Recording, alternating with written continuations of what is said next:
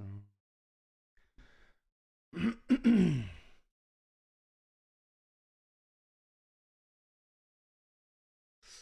hello there. Give me a second. I will set up everything. Share the screen. All right.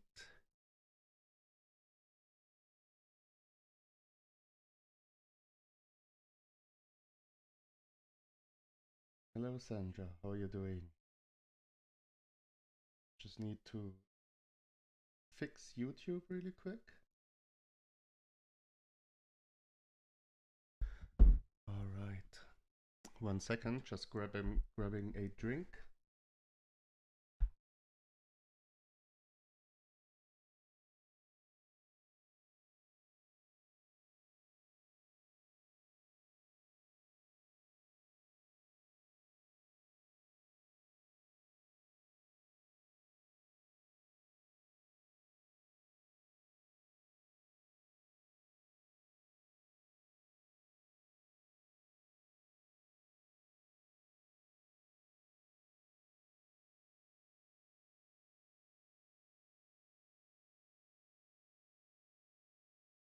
All right. Now I have everything I need, and I have everything which is needed for the AMA running. Sandra, how are you doing? MB, how are you doing? Mike Jones, welcome in. Sandra in here. That said, we shouldn't be scared to pay for Poocoin ads also. No, definitely. Definitely. We had them before up and running. Poocoin ads. They work definitely. Mike, yes, of course. I guess he will come with Wi-Fi, I believe. And be doing fine. Just making a recap of the last 2 AMAs. Just getting experiences in. Not experiences, opinions in. And then we're good to go.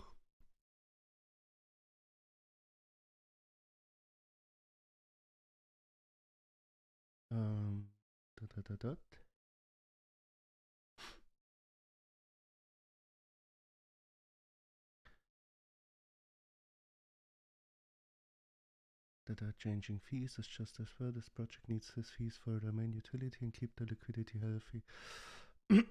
Yeah, let's say we tested a, let's say, low fee time before. We called it Golden Week. It was before we had our initial run, in which we did set the fees to very, very, very low. But honestly, this is, let's say, I'm not a fan of playing around with the fees, right? They're just part of the game, at least for our project. We did think of playing around with the fees in the way that we say, hey, let's have, for example, a fund week. But then again, you need the volume to rise before you even think about changing the fees around, right? To, for example, have a fund week running in which we say we dedicate like more of the total fees into the fund overall, right? But then again, you need the volume first for it. And yes, market is pretty slow at the moment, can tell you. And also for other things, right? As for example, Poocoin ads. I'm in contact with different devs, right? And we are always also exchanging our opinions about marketing, things they have running at the moment. So there's a project which is also, or not also, but which is freshly launched. They are running Poocoin ads at the moment, and they have some small buys dropping in, but I can tell you this is nothing very interesting at the moment. at this stage, right? Because if you pay $1,000 per day, and after, let's say, 5 days of running Poocoin ads, you have like 3 buys, 4 buys coming from the Poocoin ads. Mm, mm. And these are, of course, very small buys, right? Which is nothing wrong about small buys. But then again, as Sandra stated in this very, very good statement there, you need marketing to build exposure, right? Creating exposure over time. And then at some point, once we pick up again, you will see the people which have us on the radar also picking it up again, right? This is nothing which we can like directly control, right? Even if I'm watching projects which are, let's say, freshly launched,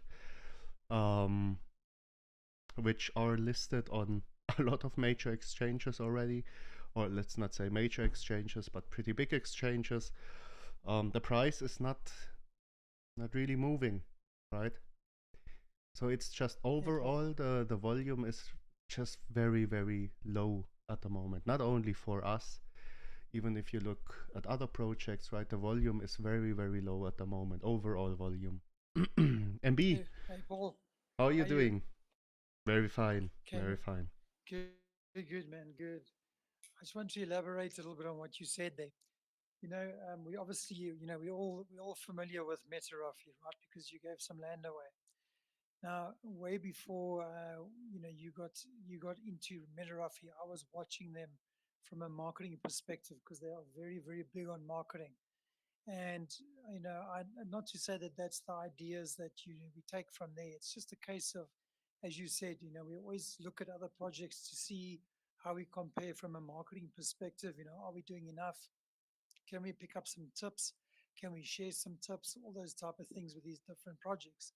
Now, Metarafi is a huge. They've got a big staff complement of over 50 people that work full time on the project. And on top of it, they are pumping ads. They are on exchanges. They've also just launched on Mixi, exchange, etc., which is a huge exchange in Mexico, South America. They're one of the biggest exchanges, and their volume hasn't increased hardly at all. And people are even saying in that group, people that were starting to moan at other buyers, other investors buying in $20, $30 at a time, and even the devs and the mods had to jump in silence the investors that were saying that and say, guys, chill. If the $20 is what the guys can afford right now, then take the $20. Be happy they're spending $20. And that project is, I think a $26 million market cap project, and people are buying in at 20, 30, $40. That just even goes to show you, even with that type of project, and it's a very popular one, that's what people have at the moment. That's the buys that are happening, even in a project like that. So the market overall is pretty quiet. People are still worried about what's going on. People are still worried about what's happening in Russia and Ukraine. Just because it's not the major hot discussion topic right now doesn't mean that things are not going on there. As I mentioned before, I've got friends in all three of those countries, and I chat to them daily, via WhatsApp, and I ask them how things going, and they say things are bad. Even there, they're saying that the news mainstream hype of the news about that situation is blown over in a sense, because it's not new and fresh, it's ongoing, but still that's still causing major problems for them financially. Russia's of the opinion that they don't need the rest of the world, and they're trying to um, you know say that and saying, well, fine, sanction us, we don't care, we'll continue to run. And they're blocking all avenues for people to do any trade or business, whatever, unless it's to their own population. And it's causing major issues. And they said they're battling at the moment. They're battling financially from that aspect because they're being contained. The world's economies are so interdependent with each other for the last 20, 30 years already that they can't live without other countries, although they are trying to right now. So it's just something I wanted to put out there as well, is that We can throw $100,000 at Poocoin ads. We can throw, $50,000 at whatever ads and join 20 exchanges. If the volume's not there, our market cap is not going to move. And if you look at where we came from in the red market when Bitcoin was down, Ethereum was,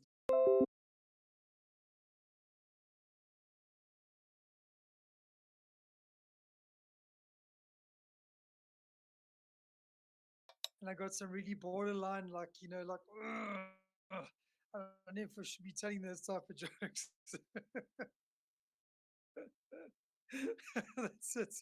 There we go. The horse face. There we have it. The horse face. Let's think. Okay. Hmm. Can you hear me again now? There we go. You're back. Finally. Welcome sorry. back, man. Sorry. I hope they are finished soon with this stupid construction work around here. All right. No problem, man. No problem. They were saying tell a joke, and I said, look at Flamevilles put a picture of a horse like turning. I told a silly joke, and I said, a horse walks into a bar, and the barman says, "Why the long face?"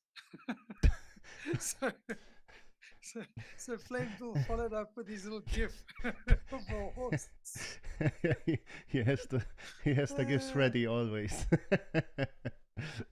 I know he's a gift specialist. He's a gift specialist, man. Yeah, so I was just touching base with talking about marketing as a whole, and just saying because there was some discussion earlier, and I want everybody just to understand that I never take things personally. I'm one of those people that I'm passionate, but passionate doesn't mean taking things personally when they come about. Is that I always look at both sides, and I always have, I'm used to people asking questions and have objections, to things, and I'm ready with my responses, not because I get defensive, it's because I think about these, and I have thought about these responses in the past because people have asked these questions and said, yes, what about this? Yes, what about that?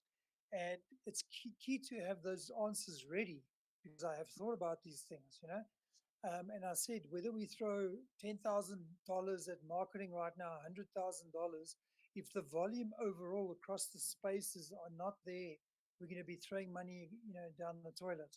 And that's not a smart business move. So sometimes you have to write it out. You have to write it out. So when you see there it starts to pick up a little bit and the market starts to change, that's when you build up your reserves. The taxes, if we charge low or zero taxes, we have no budget to add to marketing, no budget to add to the wealth fund for further investments to grow our portfolio, and we don't have money for rewards to people. So I'm not a fan of the no taxes. Yes, people will say yes, but that'll drive some sales or some people buying in.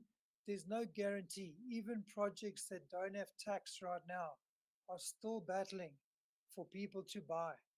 No tax or low tax does not mean the market cap's going to move at all. It doesn't matter what project it is, whether it's Ethereum, whether it's BSC, whether it's AVAX, it means nothing. If there's no overall money and people are not spending money on crypto or in stocks, etc., it's going to do zero to the market cap. And I said, MetaRafi, as I said, I use them as a benchmark in terms of how they market, purely because I like to see the activity and what they throw around. And even they, like I said, their mods and stuff had to calm other investors down by saying, listen, people are buying $20, and they were kind of like, it was a little bit of bad form on their part, but they were crapping people out for saying, well, if you spend $20, we're never going to get anywhere. And the mod stepped in and said, listen, if that's $20 is what that person can afford, just leave them be. It's $20 more than we had, 10 minutes ago. And it comes down to the community. We did all-time highs when the markets were red and bleeding. We did all-time highs. Why? Because we didn't give up. We didn't quit. We didn't say, oh, the markets are red, let's just sit it out. This is the time where we need to pull together. This is the time where we need to say, guys, let's send out as much marketing as possible, because there's paid for and there's free marketing, as I said. We need to push the free marketing right now. while we are busy building up the marketing budget, the whale fund budget, the BST rewards, we're busy building these things up. Let's do that in the meantime because it worked in the past.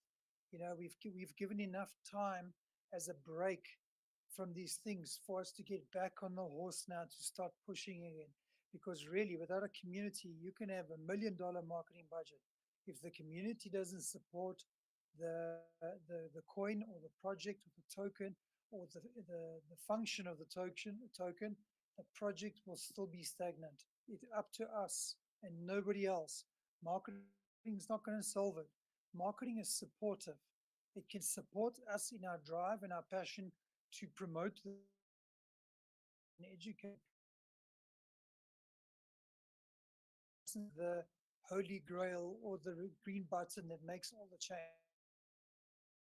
We are the change that makes us. And the marketing we send to you and ask you to push out is supplemental. It assists you in your goal and your vision to drive the project forward. That's what it does. It doesn't replace what we do. The community has to still do what they do. Otherwise, we will be slow and stagnant. And remember, usually with marketing, it has a 3 month effect. If we were complacent 3 months ago or 2 months ago, the effects we are feeling now. If we do the same today, tomorrow, in 3 months' time, we're going to still be in the same position. That's why I'm saying let's make a change today, now, so that we can have a better chance in 2 months, 3 months, 4 months down the line when the market picks up. That's what we need to be doing. So that's just my 2 cents when it comes to the marketing. That fits just perfectly, right? Even because I can tell you I'm in contact with a lot of different devs out there, and it is just, let's not state it too negative, right? But I think what Sandra also told here, together with MB, Sandra stated here, unfortunately, people are attracted for FOMO effect. They only invest in a bull market. And I can tell you this is very, very true, right? A lot of people um, don't want to buy into different things while the market is down. It is just the way it is. But if you have a project which is creating FOMO, as we had before when we did rise up to our all-time high, you will get a lot of attention out there, right? But then again, marketing is a supportive tool. Right now, marketing is just not very, if let's say, efficient from this instant buy side. This is also when you just lay over some different, let's say, for example, influencer call channels, right? With the time in the chart, it isn't moving the charts, right? Influencer calls are not working really at the moment. Poocoin ads, they bring something in, but it is not worth the money, right? Because also you need to think about this perspective. If you need to pay a lot of money for marketing, but if you pay it in the wrong time, you will not have the effect which you want it to have. So use the marketing right now. The best decision, or let's say the decision we took, is to use marketing in the form of AMAs, not only in our community, as you also know, even in other communities, right? Because we want to create the exposure overall. And I then again say, taking AMAs at different communities and having other projects over, let's say, of course, when the projects come over here, it is with the main purpose of a possible fund investment. But then again, also creating exposure for from their community as well. But then again, with AMAs, we have the best option right now in the market because we can actually explain the project, the business, right? And this is something we just need to go through. And I can tell you, we are not the only project out there, right? Right? Don't worry, Blaine. Don't worry. Don't worry. Just keep one ear listening from time to time, and you will get some input there. 100%. Paul, just a top off of what you're saying there as well. I mean, I chat to some devs as well, like other marketing devs out there, because, obviously, I always believe knowledge is power. So if we can pick up some tips from other places, of course, we're going to, chat and share ideas and say, well, what's working for you and what's working for me.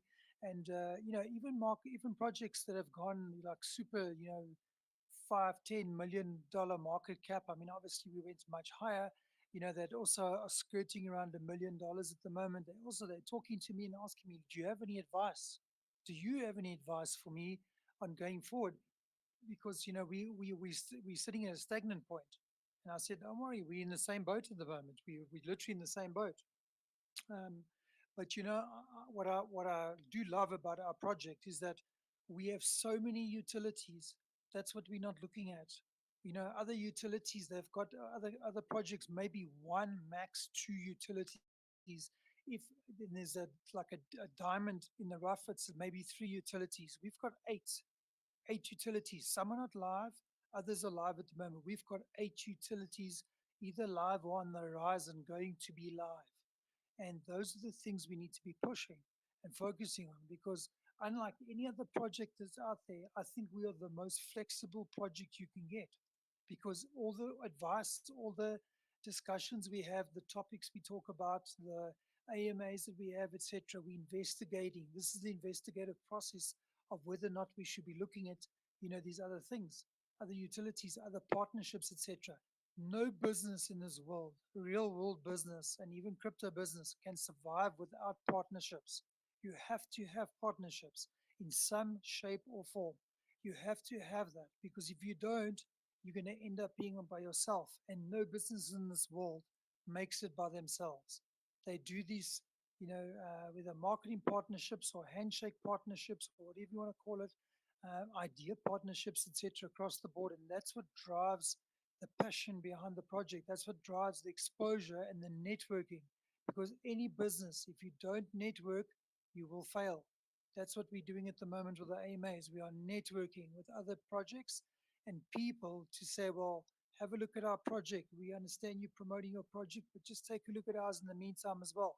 And you never know, the constant exposure, and you might just one day hit the right person who decides to drop 100 grand or $1 million into the project. You never know. But if you don't have your ad out there and you don't have your cross discussions out there, and you're not exposing yourself out there as a business or a project, you lose the opportunity. You lose 100% of the opportunities you don't take. It's a fact.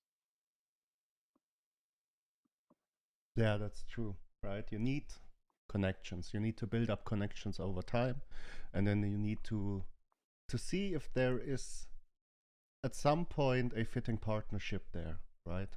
Because this is something which brings you forward over time, right? And this is also the reason why we want to have multiple projects, of course, always with the focus of the possible fund investments, but we want to have them over in our community, right? We don't charge them anything or something else for this kind of stuff, but we just want to have them over. We want them to explain the project to everyone in here.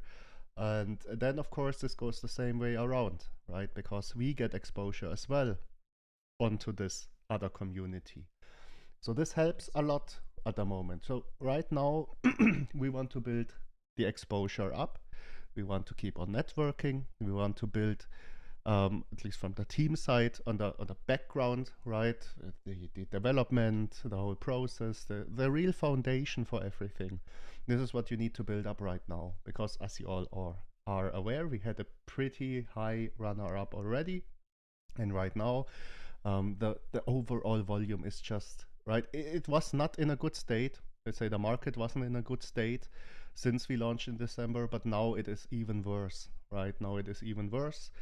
The overall volume for Bitcoin is very, very low, and this is always a good indicator you have.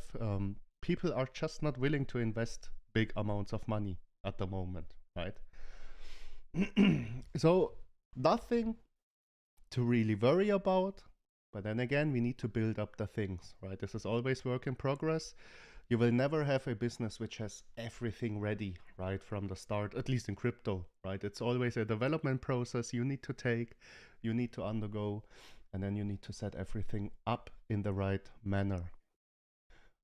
All right. Paul, Yes. a question on Oppose the Community. If iPhone came out with an iPhone 12 as its first product, how long do you think it would be in the market? How long do you think that Apple would have market dominance? The thing is, work in progress means that you're around for a longer period of time. And every time they probably had the technology for iPhone 10, 11, 12 a long time ago, but they released it in stages. Why? Because it ensures that they stick around for 10 years, 20 years. That's what it comes down to. If you have a perfect project, it means you're not looking at your competition and you haven't done enough research and you're not evolving. If you think you have a perfect project, take Nokia. They thought they were the bee's knees of the cell phones. And you know what happened? Apple came out and within less than 2 years, they were bankrupt. So it's the way it works. You got to constantly evolve and you got to constantly, work on your business constantly. Otherwise, you get left behind. Simple fact. Exactly. Exactly. You just need to evolve. You need to work on the development side, and then you can keep on moving forward, right? Just this is something I'm always telling the people. In one of the next AMAs, we will cover it. We will take a look at some different charts out there, not only from smaller projects, also from blue chips, right? You will always have this times, right? The most important part is for everyone to know out here, because we also had a question already, right? Let's say the worst case scenario, right? The worst case scenario is really that, let's say the project, not the business, but the project as BD Capital fails, right? People just decide to sell off completely, and it is, let's say, considered at a failed stage, right? We had this question before regarding the fund money, which is in the fund itself. You don't need to worry about anything. We won't take the fund money and say, all right, we will just move on as a team. We will put the money in our pocket and you will never see us again. This is not how we work, right? This is the worst case scenario. Even if this worst case scenario strikes, we have enough funds, enough knowledge, enough connections to restructure it in a certain way, right? And then relaunch it in a better shape, which helps sometimes, can tell you, right? There are a lot of devs out there which did not only run one business or two projects. No, they have like multiple projects out there. But the way we want to work, even if the worst case scenario hits, you don't have to worry about. We will always look to make it going. And this is the very important part here, right? We won't disappear in thin air and say, all right, we will just move on, right? No, not the way we want it to work. But let's get back a little bit on the topic of the AMA today. Because in the last 2 days, we had two different projects over. One was Scorpion Capital and one was Rome. Rome was yesterday, Scorpion Capital 2 days before. These are possible fund invests. It's always possible because we said, all right, we will take a deeper look. We want these guys to come over in an AMA with us. They were, let's say, they wanted also to come on an AMA with us, and we can get a little bit of insight regarding the business concept, the upcoming concept. Let's say these two are very special as well. These are not, let's say, finished projects yet or something. You would consider it this way, but these are ICOs, right? You can just call them ICOs. Scorpion Capital Management, they launched a few days before today. So they are in a very early stage. They did raise. It was 100 BNB in the fair launch through Pink Sale. And they did launch with, don't even remember quite directly. I think it was also roughly 80 to 100K market cap. So we had them over. We had plenty of questions in there, and I think it would be a good idea to take a little recap again, considering, or let's say taking a look at these two projects, again, trying to answer some questions there. Of course, keep this in mind, the team, BD Capital, is not involved in the projects themselves. We have contact with them, but there might be some questions which we need to forward, if you have any, at the moment, if we cannot answer them. But let's just take a look at Scorpion Capital first. The very interesting part at the moment, right? So they launched already. The very interesting part at the moment is this staking as a service, right? So basically, they have this auto staking protocol, which pays out the rewards every 10 minutes. Now, this is no secret, right? I will always be open about this kind of stuff. And then again, we want to recap this thing again for the community itself. I was or did invest privately in the pre-sale for the fair launch. I did invest privately, but this was not because of our possible fund investment. This was because I know Smooth, and I wanted to bring in a little bit of my own help there as well, and also to experience it myself, right? Because I'm honest with you guys, the concept of these tokens, this is not new, right? This rebase concept, I'm not a big fan of this type of concept. Simply because of this huge APYs they generate if you keep on compounding and everything. Because the main problem you will face if you have such a project is the long-term sustainability, right? Was talking to Smooth as well privately. We also had this question coming up in the AMA before, that they wanted to tackle this exact problem with this kind of token, right? They want to tackle it with the tax itself, and also with a, compared to the market, to the overall competition, to a way lower APY in total. Of course, we cannot say how this evolves, right? This is why it is only a possible fund investment. I still have like little concerns about the long-term sustainability, like mixed feelings. I love it that they are trying to solve this issue for this kind of tokens. But then again, we will only see in the future how this will evolve, right? Because you just need to understand the main problem there. This kind of tokens, they are paying out a certain percentage per day. So in the case of Scorpion Capital, they are paying out 2.15% in their own token through the staking protocol. You don't need to manually stake anywhere, right? This is the, let's say, awesome thing about the concept. You will receive this reward automatically, the staking reward in your wallet directly.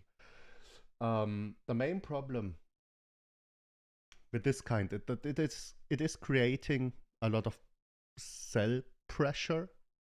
At least this is what you will or are experiencing in other tokens of this kind, because of this high APYs. Of course, people which bought in early, which are happy about their bag, they will just move on and sell the rewards they get every single day, right?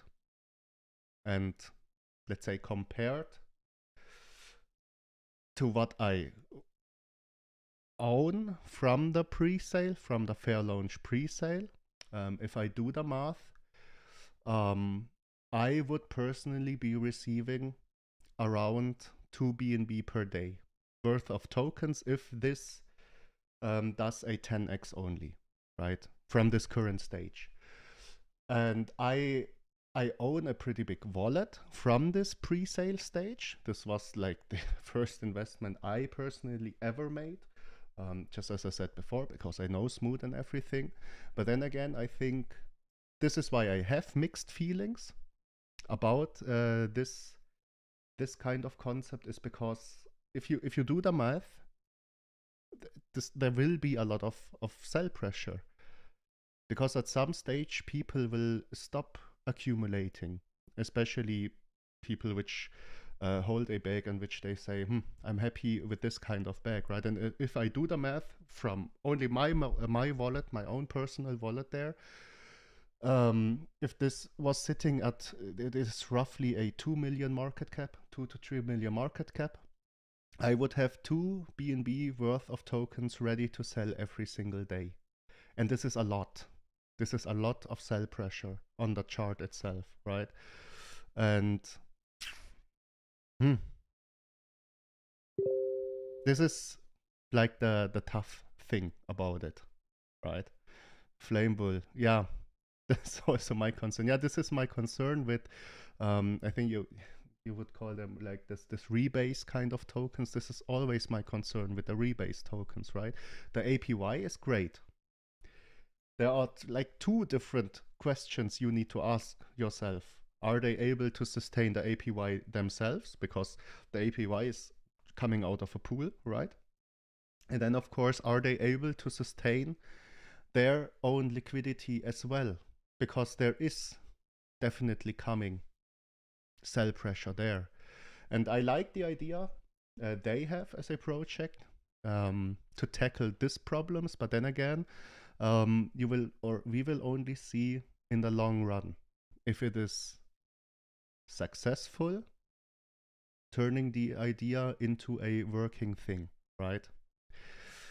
My idea is that something which promises to pay you 8x your investment per year can't last long. Price just have to drop. Yeah, this is always also a concern from my side, right? Because this is quite a lot, 2.15% a day. Just to give you a little bit of insight there, like I said before, nothing to I have to keep as a secret there. I did invest in the fair launch. I did buy some more of the SCM token to support Smooth's team when they dipped right after launch, because this is just the way people tend to invest in crypto. The fair launch was launching and people started to sell off directly. So I said, all right, just take this opportunity. And I'm right now sitting at, how much was it? Like 12,500 SCM tokens, which is a lot, right? This is one of the top holders there. Then again, also doing this because simply for the reason that Smooth doesn't have to be scared, at least from one wallet, that it will sell off like in a very bad manner, right? Just trying to support there, to help him set this up. But then again, if I do the math, right at this time, I would have per day 0.2 BNB ready to sell every single day. And there are like 3 or 4 wallets which are bigger. One wallet I think is even double the size of mine. And if you do the math with the rising market cap, this is a lot of let's say tokens flowing into these wallets, which can create a lot of sell pressure, right? I mean, just realistically, if this does a 100x, right, then I would have like what, 20 BNBs per day ready to sell. This is a lot of sell pressure. And 100x would be from the pre-sale price like 8 million market cap. So at 8 million market cap, I put it in BD Capital. Yeah, this is something I'm doing at the moment. Just taking some flows of my different let's say income streams from the investments, put them into BD Capital. Then again, I don't want to sell on, let's say, on top of Scorpion Capital. Of course, at some point I will take some, let's say, hopefully profits out and all of that stuff. But then again, if you do the math, even with a lower APY, now don't get me wrong here, the wallet I hold is a very, very, very, very big wallet, right? It's one of the top holder wallets. So it's not the case for everyone in Scorpion Capital. But then again, it is a lot of sell pressure, which comes up possibly, or let's say definitely, because also think of the compounding part, right? I'm not selling any tokens at the moment. And this 2.15%, they are compounding like every 10 minutes, because they are actually paying out these tokens every 10 minutes. So they are compounding quite a lot, right? Because it's always taking my number of tokens, which I currently hold, and I'm paying out the APY from this. So this is the way the calculation works. So at the moment it is even compounding. Yeah. I mean, from the base concept, right? If you take a reward token as VR, for example, and you say you have 8% BUSD rewards, you will always see this active sell on the chart itself. You will always see the contract selling at some point, right? Some projects did come up with different contract ideas in which, let's say, for example, the tax is automatically getting taken by every single transaction happening. Then again, you see the impact every single time on the chart, right? Whether there's a contract sell, a direct contract sell or not, it doesn't matter at all. You will always get out the 8%. So it is also creating sell pressure over time with volume coming in for reward tokens. This is why we always say you can't sustain a reward token by itself if you have nothing built around the reward token itself, right? But the same thing is applying here in a, yeah, in a way in which the compounding can actually hurt, especially compounding of bigger wallets. Sandra in here, maybe rebase can be good if done right, if it is used as a form of marketing to attract people to the project. Meanwhile, the project keep developing utilities to sustain it for 1 to 2 years. After that, remove the rebase and keep the utilities and migrate to BUSD rewards or something else to keep holders in the project. Something that is complex to develop but not impossible. Yes, of course you have, don't get me wrong here. I'm not saying that for a rebase token you cannot grow, right? Just take a look at, what is it called, for example, Wonderland or other stuff.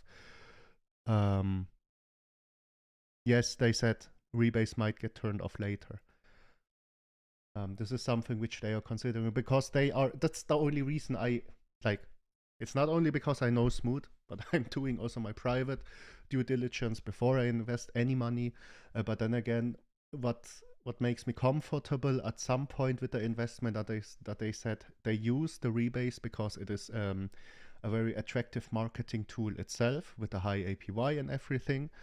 But then again, they are more focused on creating this long-term project. He said also in the AMA, initially they wanted this investing as a service, as the first running utility.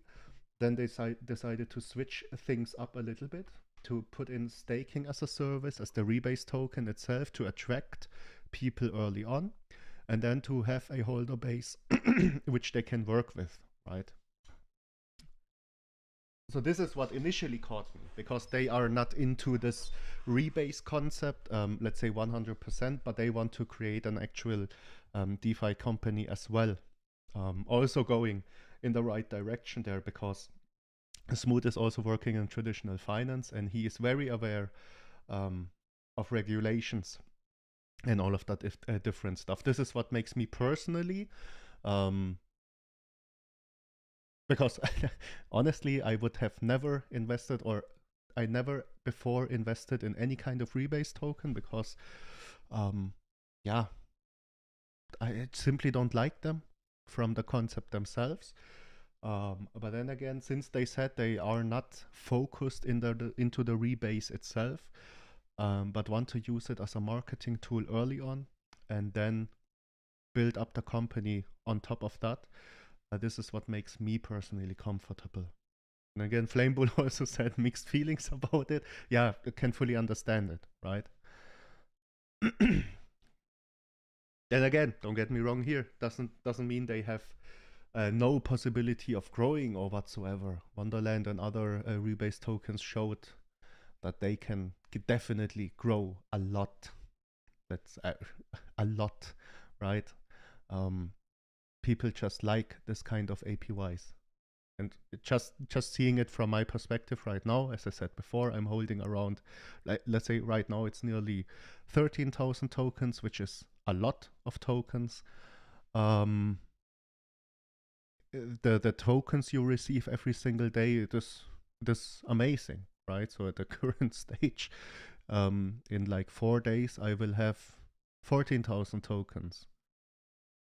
At 4 days, I will have 15,000 tokens, right? This is just to show this compounding at the moment. But then again, this is something that people also need to understand. The 2 projects we had on here on the AMA stage, these are ICOs, right? The risk involved in an ICO is tremendously high, right? This is always what we also want to stress, and this is also what we want to stress if we are talking about something on stage here.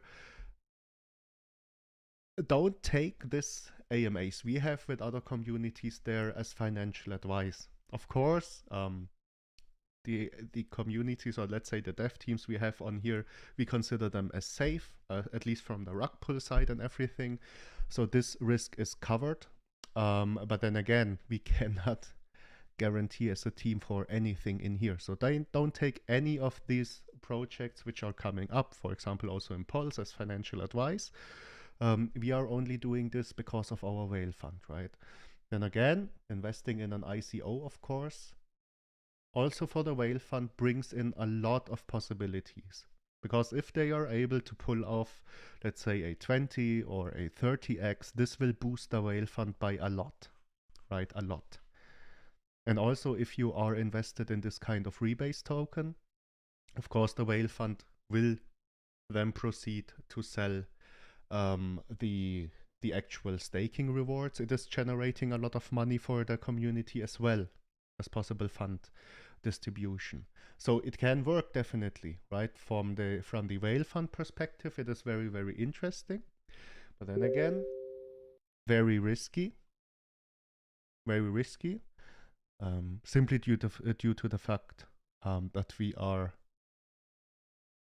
wait, give me a second. Let's say we invest with a fund. A basic rule is to not sell but distribute rewards. Whoa, my thing is jumping around. If the pressure gets high, we might have to actively take profits. Is that something to consider? Or I know, no, of course.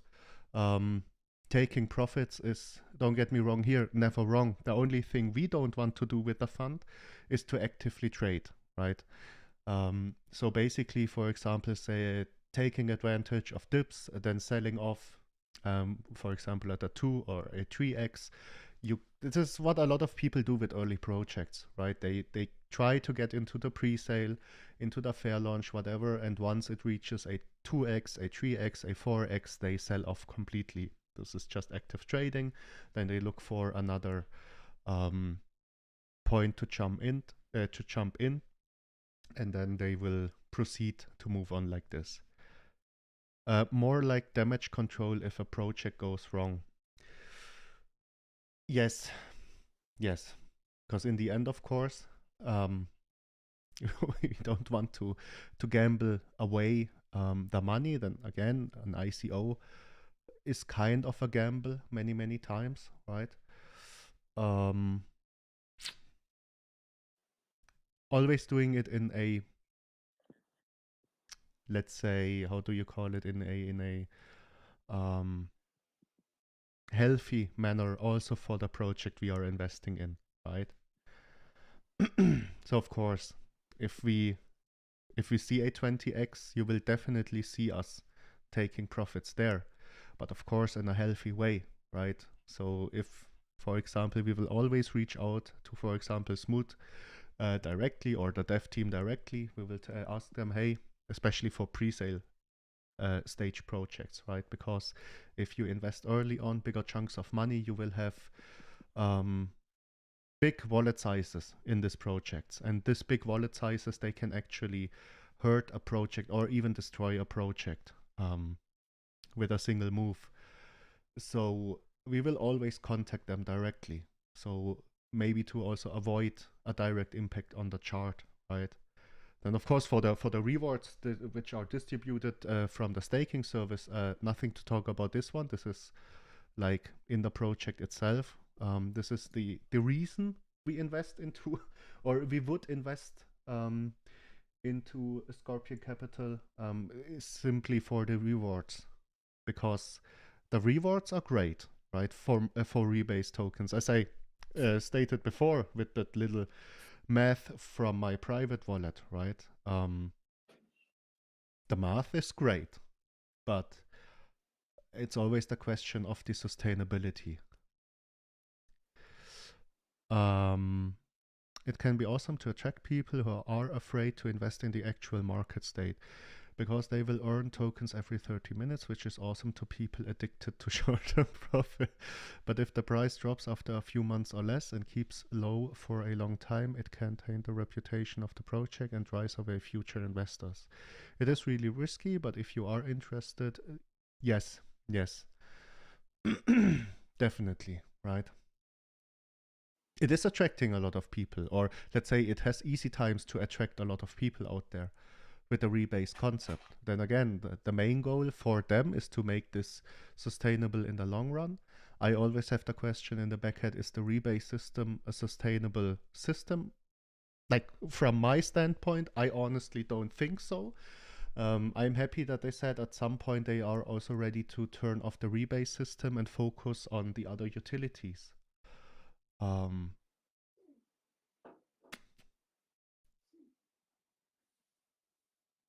Then again, doing the math, of course, could be potentially great, right? But this also depends on the performance of the project itself. We can take a look. Give me a second, because this was, as I said before, launched a few days ago. We can take a look at the very early chart. So let's see, as you can see here. Let me zoom in so we can see it better. They launched and they faced, let's say, this very normal sell pressure if you are running a fair launch, right? This is, I don't know why people are doing it this way, but a lot of people sold off directly. Directly after the fair launch, a lot of people sold off.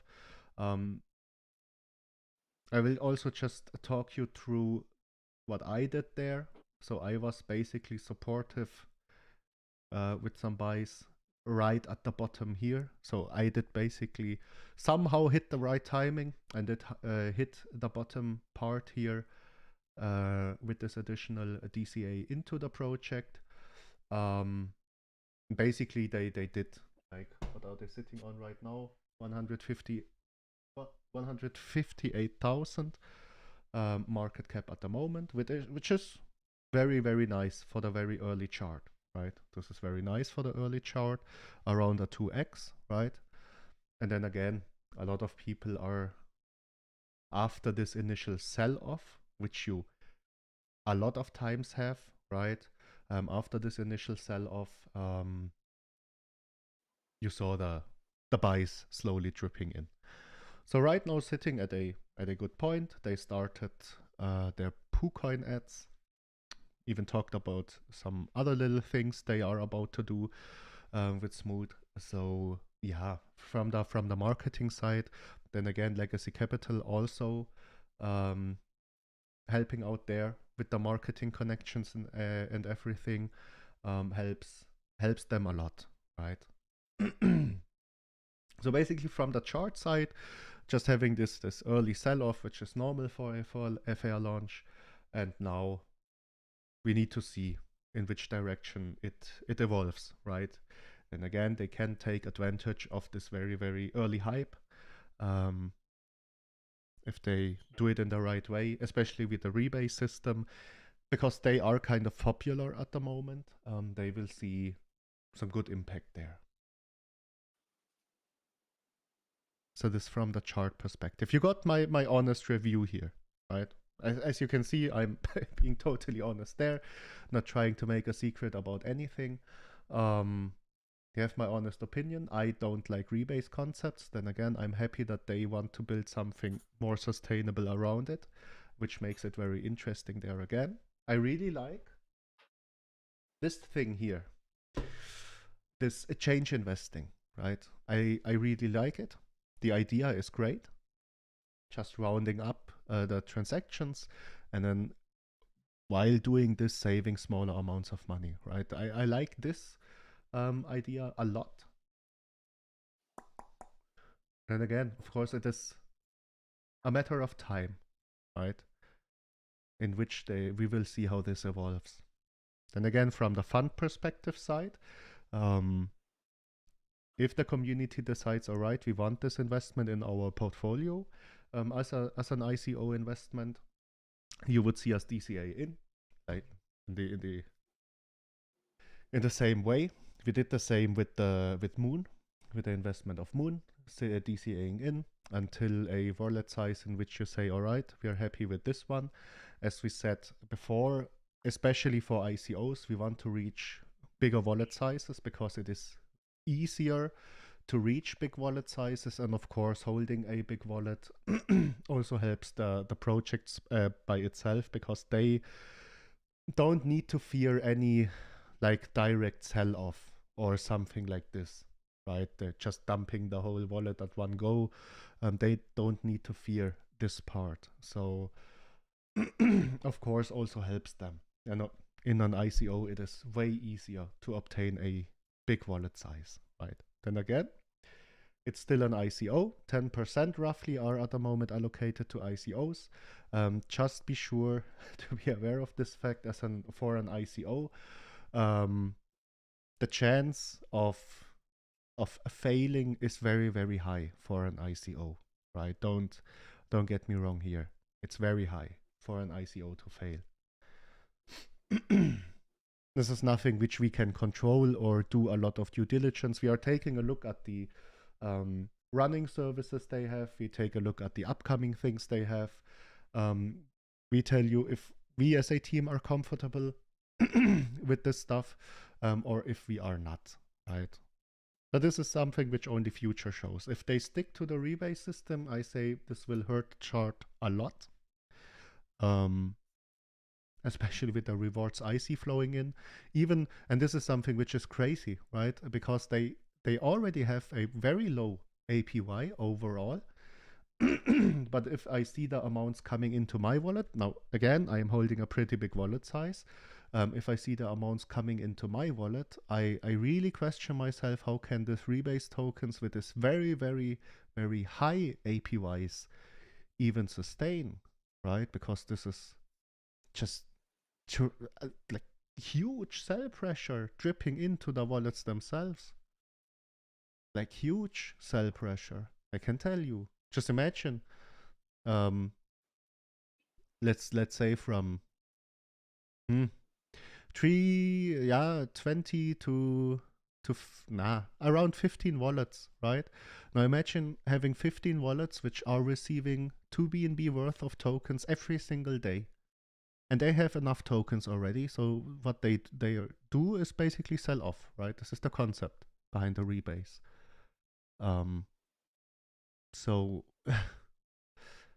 this is a lot of sell pressure dripping in, even at a low APY.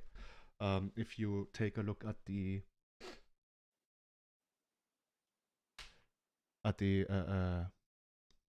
here, other rebase tokens, right? They have a very low APY, which will help to make it sustainable for a longer period of time. But then again, we will see. We will see in the future, right? Just these are the things I want to talk about today, right? Telling you what I think is good in the projects we had of an AMA win with, telling you what I think is bad. So yeah, we will see in the future, right? Does anyone have anything to add for Scorpion Capital? I know Flamebull also have mixed feelings. Sandra also stated Rebase is something new, awesome to attract people. Definitely true. It's awesome from the marketing perspective to have a Rebase token, but at some point you either need to add something on top, which will help by a lot to support the liquidity itself, or you will run into problems at some point, right? Because also think of the other way around. If you hit a run up, you will always face a sell off because people are taking profits, right? And the rebase itself is adding on top every single day. So this is like the toughest time for this kind of projects. Once they stop with the initial FOMO and they face this profit-taking part, this is the hardest part for this kind of projects. Because sell pressure is just adding up on top. Same thing for reward tokens as well, right? Because if you, the cells themselves, they are also adding into the pool of the gathered tokens, for example, in our project. So if you are only experiencing sell-offs and then you have the contract selling on top of it, this is also a problem in reward tokens. But then again, even a bigger problem in rebase tokens, because 2.15% per day is a lot of tokens coming into circulation for trading. And this is something which you need to handle. They gave some good concepts there, right? With the burns, with the high liquidity tax and the additional liquidity tax which is gathered in BNB. So they came in with good concepts there to make it more sustainable in the long run and to support the liquidity itself. But we will only see in the future how this evolves, right? So I can't see any addition for Scorpion Capital on top at the moment. If you have any question there, any additional thing, or just your personal opinion, right? Just let us know. But I hope this also helps a bit, right? Just giving you a little bit of insight. As you are all now aware, I have nothing to hide. I am also sharing my personal experience. But yeah. I'll just wait a second. See Flamebull doing the typing. Gives me a quick second to grab a drink.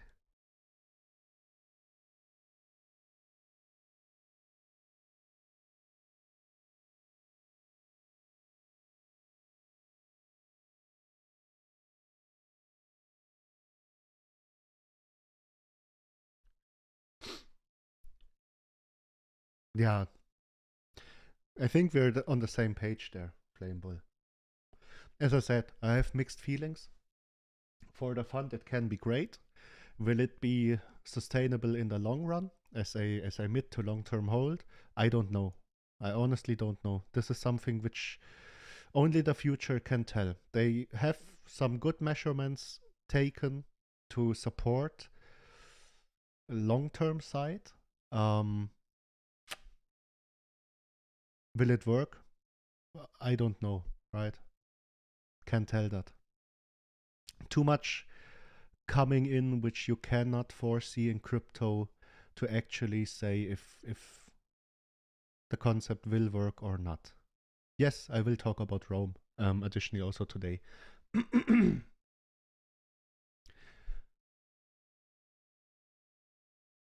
Then again, don't get me wrong here, right? I'm invested privately, as you know. I don't know. I like the concept. I like Smooth. I like the approach of the team and everything. That's the only reason why I invested into the team. But if it will work, I don't know. honestly don't know. At least they have one top holder wallet which they don't have to have any fear of selling off completely or in an unhealthy way, right?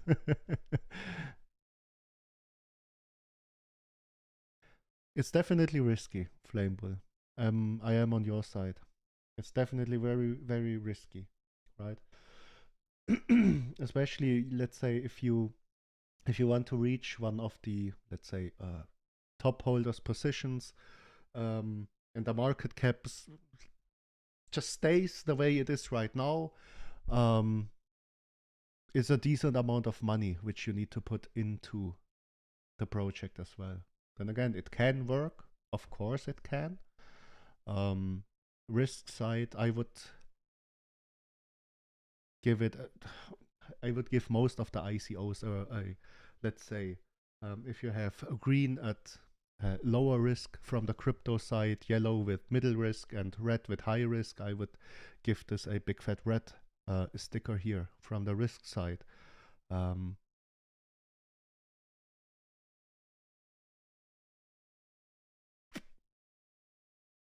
But that's why we take polls, right?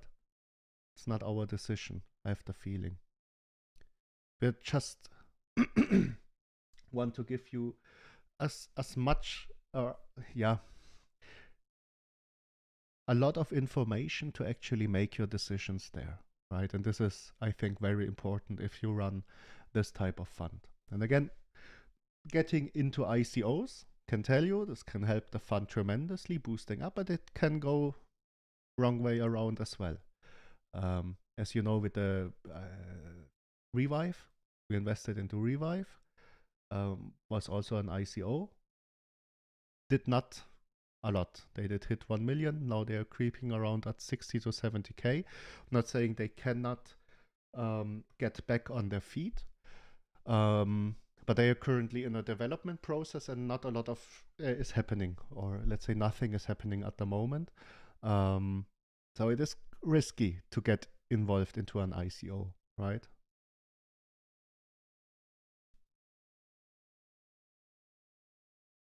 Yes. Always trying to stay objective.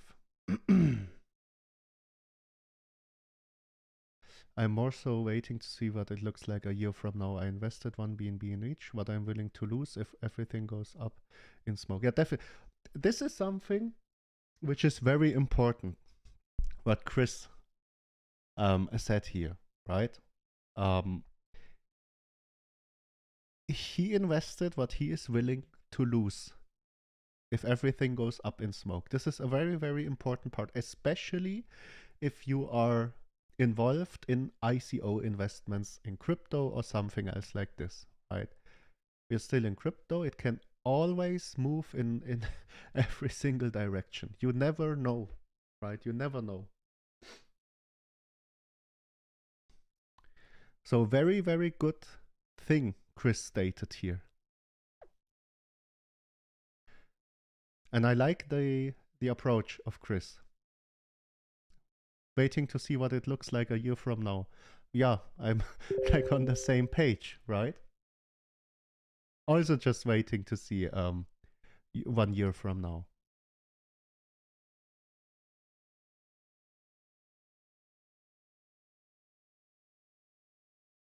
But good thing.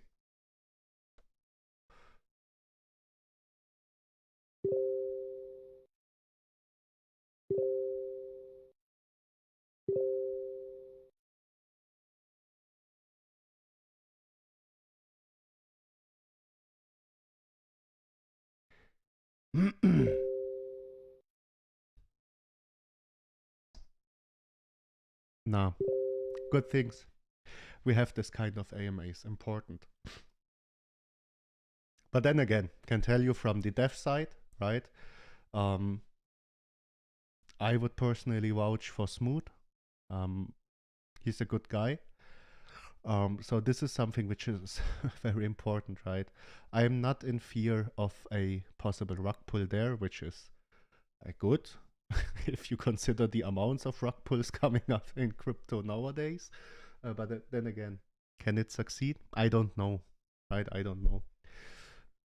Create Buka calls. No. No, no, definitely. I don't want. I don't want to. I can tell you, I don't want to.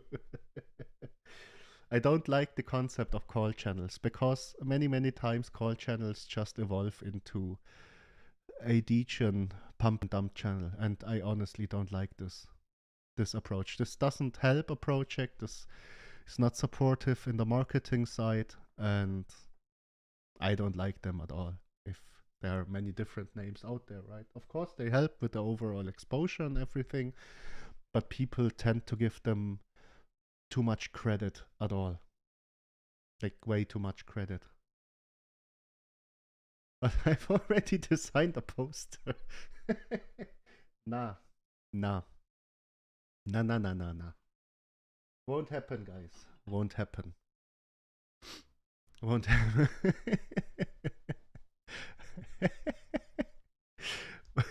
Don't be worried. I won't join the dark side of crypto as an influencer. I'm not capable of doing any influencer jobs.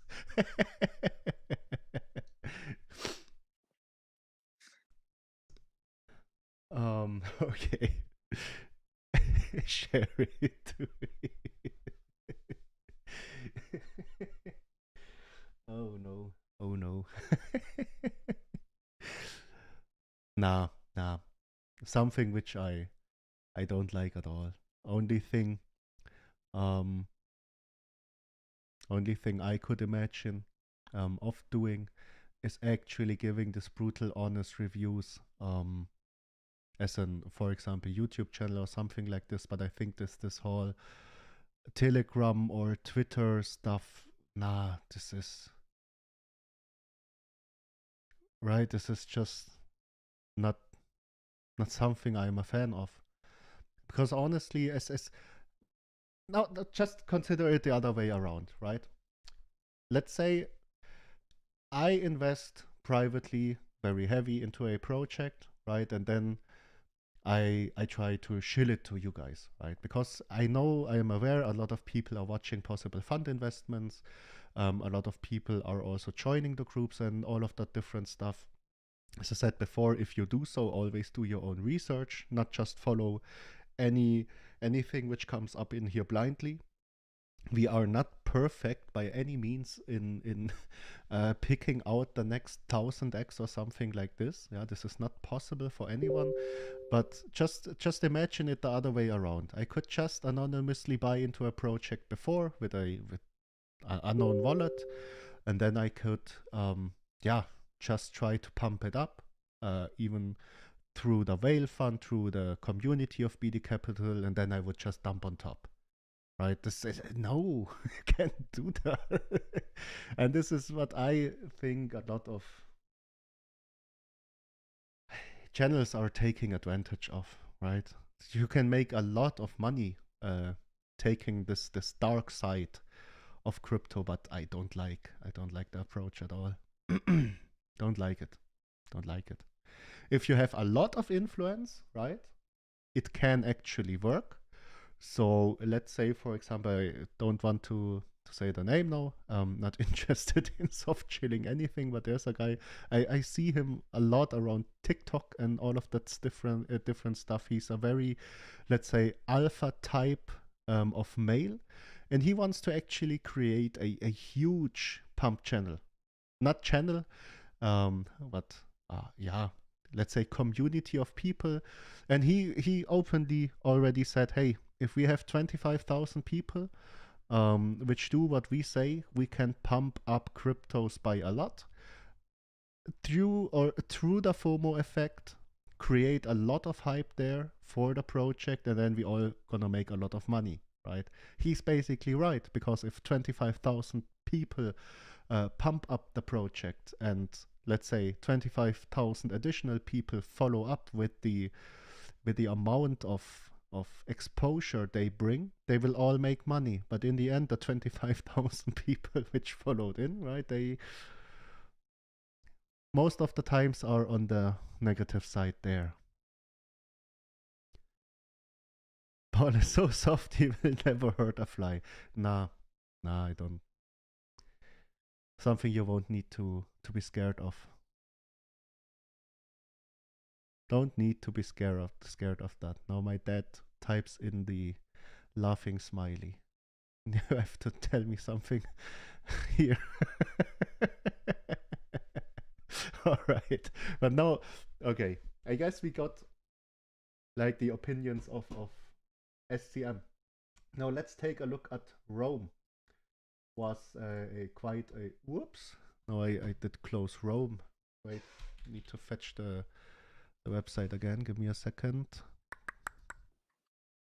Paul, Hello there. Moneyman, how are you? MB. Yes. What? How you doing? And yourself, man. You thought I was joking, right? No. I know you're not joking around if you're saying something. check this out. Like, you ready? I don't know if I'm ready for it. Okay, well, it's coming. Whether you're ready or not, it's coming. check this out, guys. All right. Where is it? Waiting. Now I want to see it, but I don't think I'm ready for it.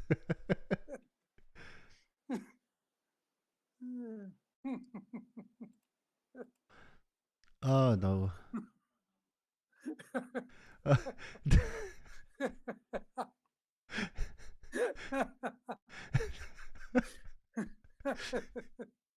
You want to turn me into one of these guys?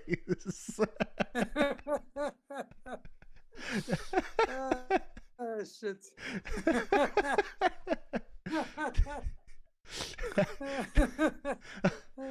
No, MB, won't happen. Won't happen. Oh shit, it's funny. I'm laughing my head off.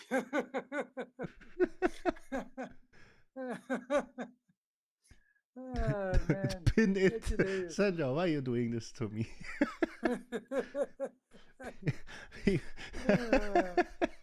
Pin it.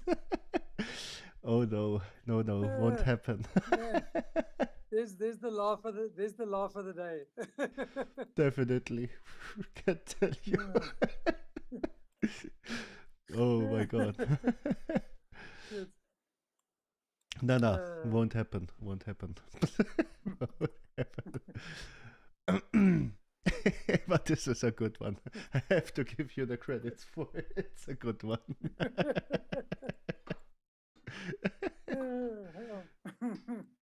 Oh no. Oh, shit. When is the first seminar? Imagine.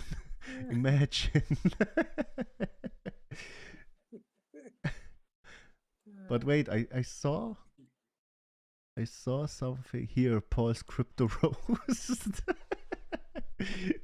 Crypto roast. It would be a nice channel idea, right? Okay, I've pinned that one. Oh no. Let's see if people notice. Actually ask questions. Or if they actually try to visit the website, right? Because you even added a website down there. Yeah. Poocoin.com. People are gonna think it's real. Yeah, exactly. Oh man. Nah, won't happen. You have to have some humor. You have to have some humor in crypto, right? Yeah, definitely. Oh no. I mean, I really think it's funny, right? But it won't happen. So sometimes I forget that my brain works at like 1,000,000 miles a second. No, let's see. Double down. Got a typo on their crypto. Oh. Where's that? How crypto can change the future. In the Crypto. middle. Yeah, there we go. Crypto. You There we go. should really Well, because they listen, are guys, actually they're not in the AMA. You should tell them this is a joke. You know what I'm going to do? Hold on. I'm going to make some changes quickly. This is funny. Oh man. Okay, you ready? This is funny. Okay, all right, here we go. Here's a new one. I've changed the spelling. I think this is more fitting. No, let's see what comes up here.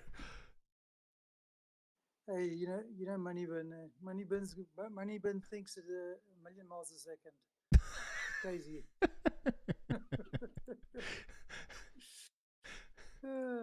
Alrighty. Hold on, guys. Give me a sec.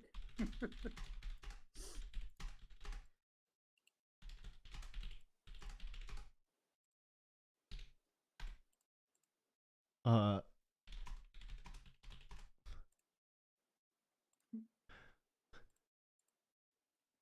right, let me just put this in here. So people don't actually think it's real.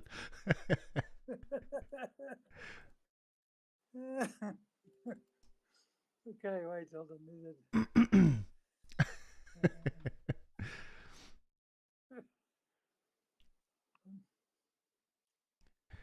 All right. Okay, now I've got it right, guys. Now I've got it right. There we go. You've got it now. Yeah. Let us see. Share it with us. There we go, guys. Oh, corrupt.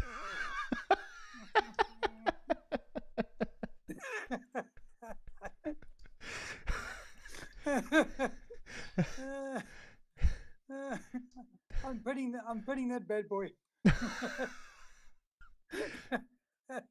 Oh no. I got to.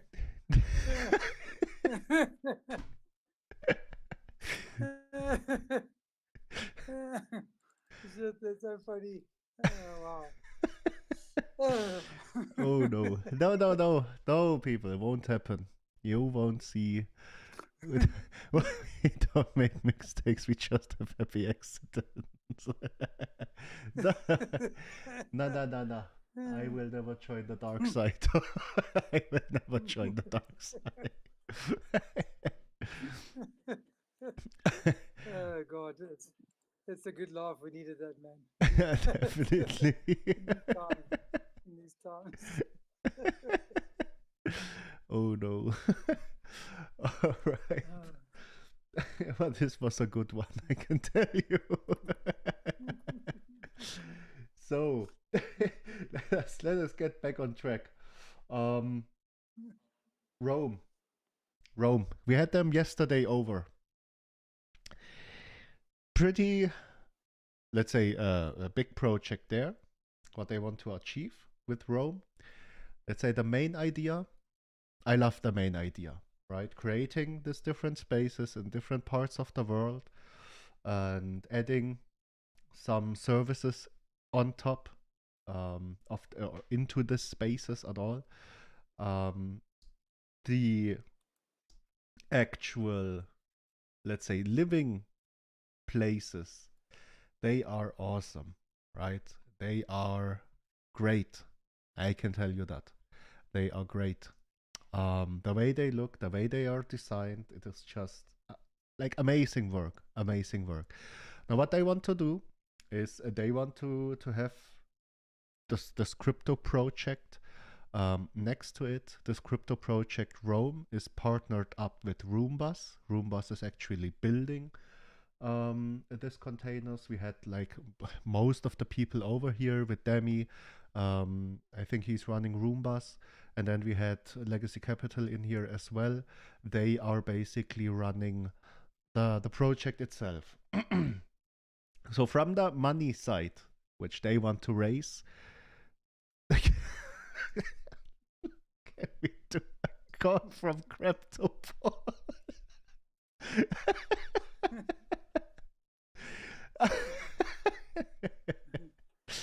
Oh, good lord. Uh,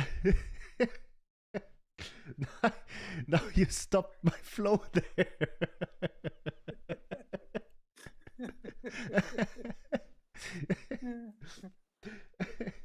Okay, so from the money side, they want to raise a big amount of money, right? This is not a small project to get into. Not something which I would say it is easy to obtain a big wallet size and everything. What really catches me about the project itself, I also told them yesterday in the AMA, this is that they want to create NFTs which are tied to a particular space. So let's say, for example, you have this space which will be containing 10 different living places there. And you will have NFTs which will then receive a cut of the operational profit from the real world business there. So basically, they want to really add or connect NFTs with a real world business, right? We also said it before in the AMA, also Legacy Capital is aware of this fact. We checked it ourselves. There are some projects out there which are claiming that they are having fractional NFTs which are owners of real estate.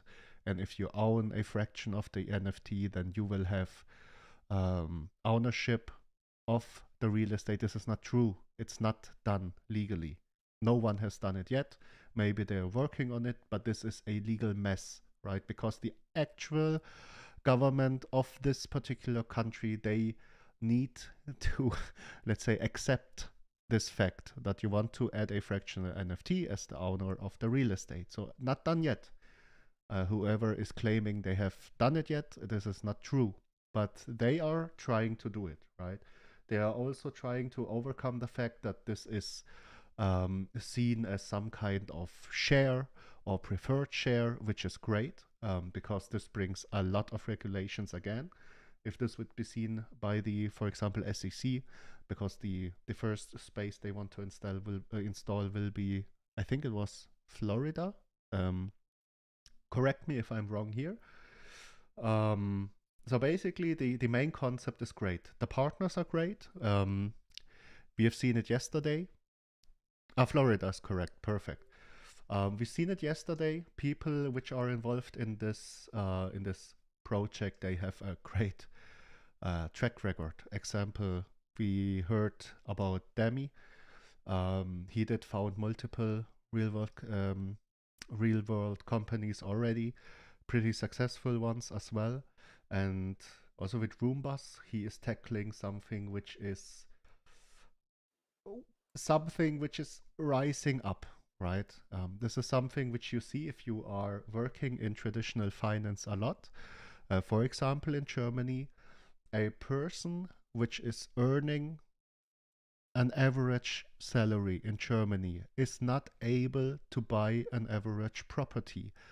And this is a huge problem, right? Because you need to bring a lot of money for the down payment, and then you also need to pay off the mortgage itself. And then most of the times, people with an average salary from Germany, they won't be getting any mortgage there. Not possible with an average salary. And this is one of the main problems. And this kind of solutions, this could be something which could work in the future, right? Just creating living spaces there. So for Rome, they want to get into, I would say, travel business here, right? Same business as hotels are, same business, or hotels would be wrong, and Airbnb, because they want to, we will see in the future, right? But if they install a space near a big city, you could also use it, let's say, for this typical company travels. But what I heard so far, they are more into this normal vacation business, right? Just taking some time off, for example, in remote places, enjoying yourself there.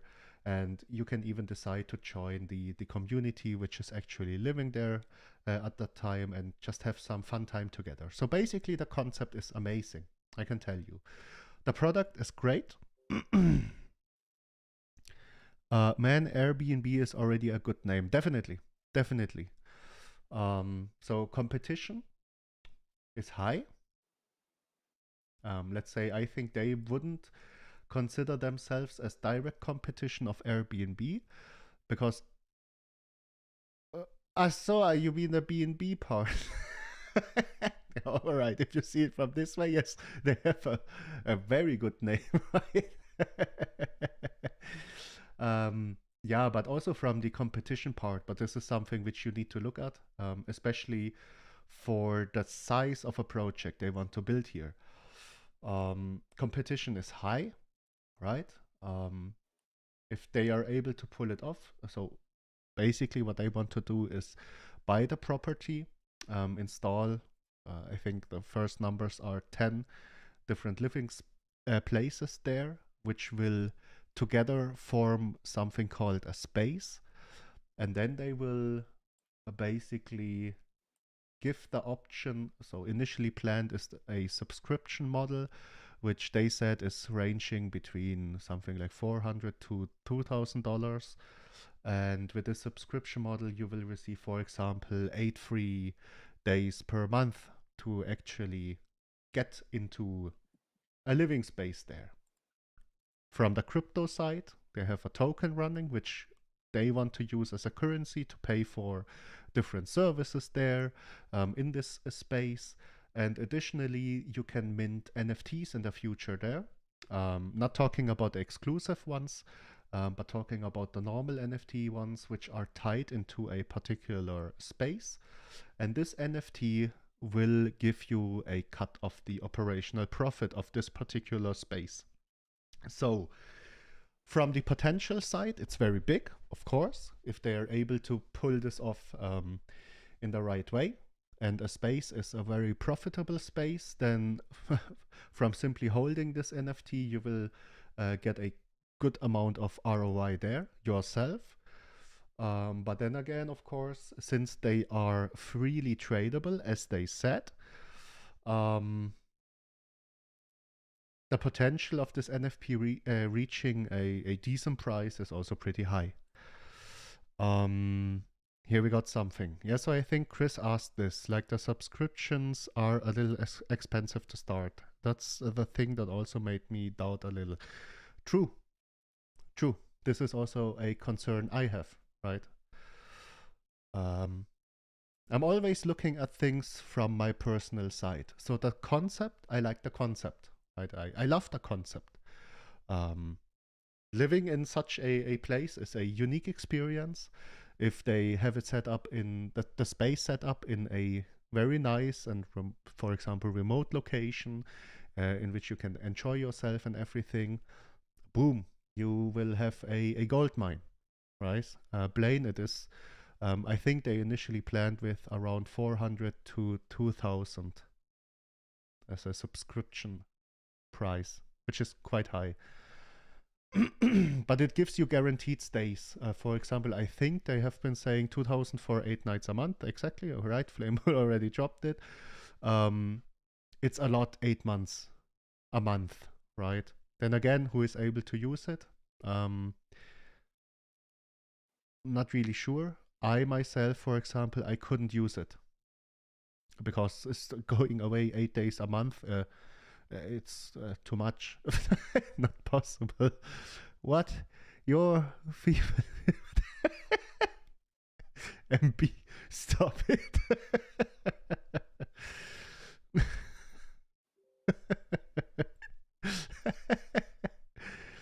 Strange one, yeah.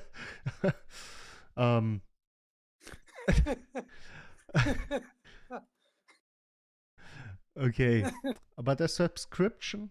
Now I'm also taking, let's say, my personal opinion in there. I think the subscription. Couldn't help myself. Don't worry, don't worry. The subscription is a little high. People will have to pay a pretty penny for the NFTs, especially if it's bringing in residual income. Yeah, definitely. That's true, right? Now giving my, let's say, uh, honest review here. The concept, I love the concept, right? The concept is amazing. The containers are amazing. So actually the product itself with the space is amazing. The things they planned, that they want to partner up with different companies here which are offering different kind of services. This is amazing, because if you have access to different services in this particular space, this is just like this very, very nice concept there. The thing that turns me off, now I'm happy about the fact that they said they will adjust everything with the company ongoing and all of that. This fits, right? This fits. Because honestly, I think right now, so they have a pay per night price. The pay per night price was, I think, around $330, something like this, which they dropped in the chat. Now, not super important to get this number right directly, because this will change over the course of time. But $330 is reasonable if you have access to many different services, right? Many different services. For the experience and everything, it's good, right? If they buy the property in a fitting place, which is let's say an amazing vacation place, then this price fits. People would be willing to pay this if services are added. Subscription model, again, just my personal review here. Don't like it. Not a fan of it. I myself, I would not be willing to pay any subscription model for that kind of stuff. Won't do it.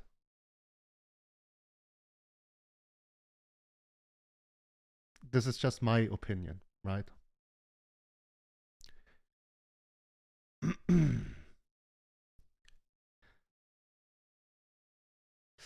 Competition for this amount seems too big.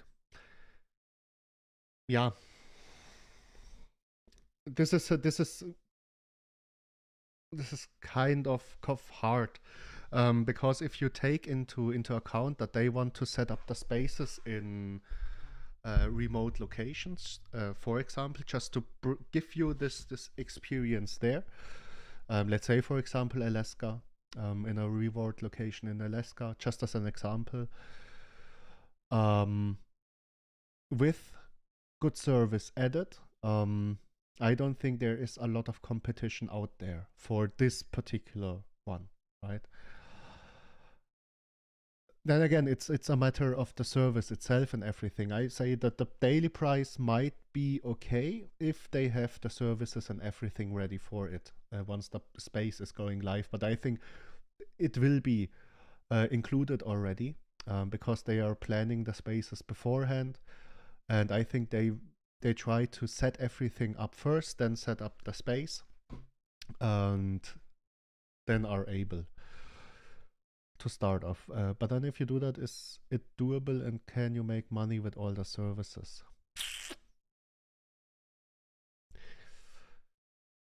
This is another thing, right?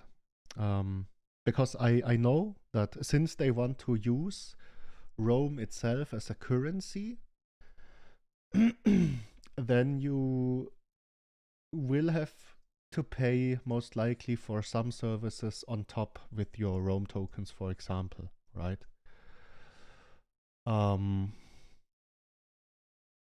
I hope they don't tie it completely into crypto, right? For this kind of business, even if it is a crypto business, you will need to have, or you need to be open for normal people. This sounds bad now for normal people, but for people which do not own any Roam or do not have a subscription, because they simply are not aware of this kind of place, right? So, for example, if I'm going to a website, a traveling agent website, and I'm just looking for possible places to go on my vacation there, I would like to see a Roam space on the sites. And then, of course, I can not only accept crypto or something else. Like, you need to be open for fiat payments. Now, this, I think they are, but I'm not entirely sure. This is something which I need to get back to them as well, because I think if they are not open, for example, for payments with fiat money, I don't think this will work at this scale, or at a very big scale, right? It is nice to tie this into a crypto project itself, but then again, you need to tackle not the crypto community with this one, but the normal travel, vacation part of the world, right?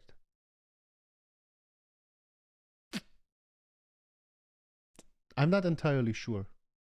Also, you are not sure, right? Because did Mr. ask this question, but I don't think it. Honestly, I don't think it will work if you only accept crypto and subscription payments. Because I personally, why would I subscribe? And pay a lot of money if I only want to go, for example, on a vacation to the Alaska space there, and just having a nice 1 week or 2 week stay there, and then all right, it's done for me, right? This is the thing why I don't like the subscription model, because most of the people are not able to travel all the time, right? Let's say majority of the people are not able. If they travel, they want to have a nice vacation. If they are looking for this type of experience, sitting at a remote place, still having access to, for example, to different services there, um, to, then yes, will work. With a subscription base, I don't think so. But it's just my personal opinion, right? It could attract digital nomads if it was a monthly rental model. Definitely, definitely. These are the type of people they are. I think they are trying hacker stations. What the fuck? Yeah, but this is, I think, the kind of audience they try to attract at the moment, right? With the subscription model and everything, um, setting it up in remote and chill places, but then again also giving access to everything from internet and all of that different stuff, right? So the idea is good. Idea is good. But I think to really, really profit from this thing, you need to move in this real vacation thing. This is just my opinion. I know they are very open, right? They see how the business evolves. They will adjust the things while the business is running, and everything. So they will change up things as well, right? They have very, very experienced people in the team from the, let's say, company running side. They have a lot of experienced people there, a lot of knowledge there. So I'm pretty confident in the team itself. But then again, this is something which you, of course, need to talk about. So subscription model, not a fan. Basic idea is nice, just as Flamebull is stating here. I'm just thinking out loud now, but also the basic idea is awesome. Definitely, definitely. But this fits very, very well into this whole vacation thing, right? Just imagine while you're scooping through a website searching for your next vacation, you stumble upon a room space in Florida, for example, and you check this out, you check out the videos and all the marketing material, you say, hey, this is an amazing place. And then you don't have the option to pay per night. I think this will turn off a lot of people. It's just this thing. I know, I'm aware that people are thinking different and everything, but then again, I'm just talking about what would I do personally, or let's say my family do personally.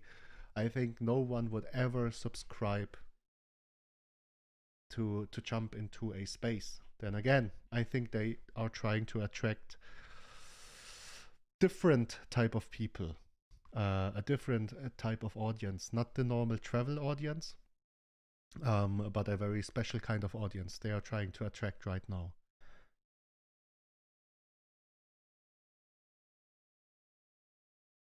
Potential side is great, right? Especially with the NFTs tied to a space and everything. So from the potential side, it's great. Just always, you need to have this kind of discussions, especially here, if you buy subscription, can you sublet it or to others? Not sure, we'll ask them, Blaine.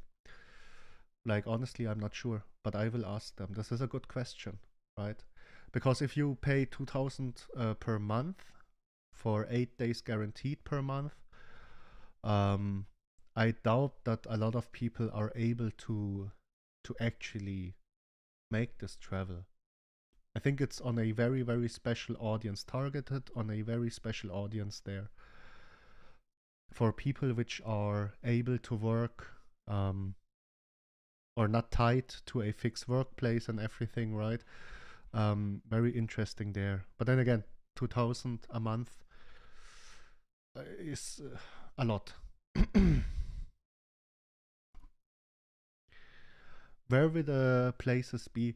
So these spaces, they are targeting more remote locations, of course, just to give this chill experience, let's say chill experience. But they are also trying to get properties, let's say near big cities and everything, just to have a, let's say, bright possibilities there to actually travel to. Of course, this is a matter of time. So the first space will be in Florida, set up in Florida. So basically, this will be the first option to go for, right? If they have many different spaces, then this gets very interesting. If they have a space, for example, in Thailand, Vietnam, Germany, North America, many spaces, South America, many spaces, in Africa, many spaces, right? And this would be a very, very nice thing to pick out. This would develop into this in the future. And then if you are this kind of digital nomad we talked about, then of course 2,000 per month for 8 days per month is great, right? Because you can simply travel every month to another space, but you need to have the money ready for this travel. So I say at the moment it is targeted on a very, very special audience, right? And I don't know if they have the pay per night price and everything ready. Of course, you need to have the pay per night price ready. But then again, you get a villa and new wife in some countries for this price. Definitely, that's true. That's true. This is very, very true. For this kind of price, you can live very good in some countries out there. But then again, this is something which I also want to ask them. So because I think the core price of pay per night will always be the same. And then I'm asking myself, will they adjust prices to the countries which they built the space in, of course, because for example, right, if you have one of the spaces in Florida or Germany, then I think you will have to pay more for the actual management side, so from the tax side and the actual management side of the property itself, than if you would have this set up, let's say, for example, in Vietnam, right? Because things in Vietnam are just cheaper compared to North America or Germany. The wages are way lower. So then I'm asking myself, will the pay per night price vary for different countries the space is set up? This is also something you would need to consider, right? Because especially for 2000 a month, you could possibly get a very luxurious Airbnb thing in Vietnam, for example, right? In which you can basically just live in. So this is something which I also asked myself, will the pay per night price, is this like a fixed price from the calculation side, or yeah, what is the setup? But because then again, if they build this living containers in North America, and then because these are very special containers, right? And then they need to ship the containers to each and every location. Also something you would need to consider. I think they have this considered already, but I want to ask them additionally. So do they have the transportation and everything also in mind, especially if they're talking about remote locations, right? Because they would have to ship at least parts of the parts of the containers from North America out in the world, and then transport them to the space location and then build it up, because I don't think they can use like this normal construction company, because these are very, very special containers, right?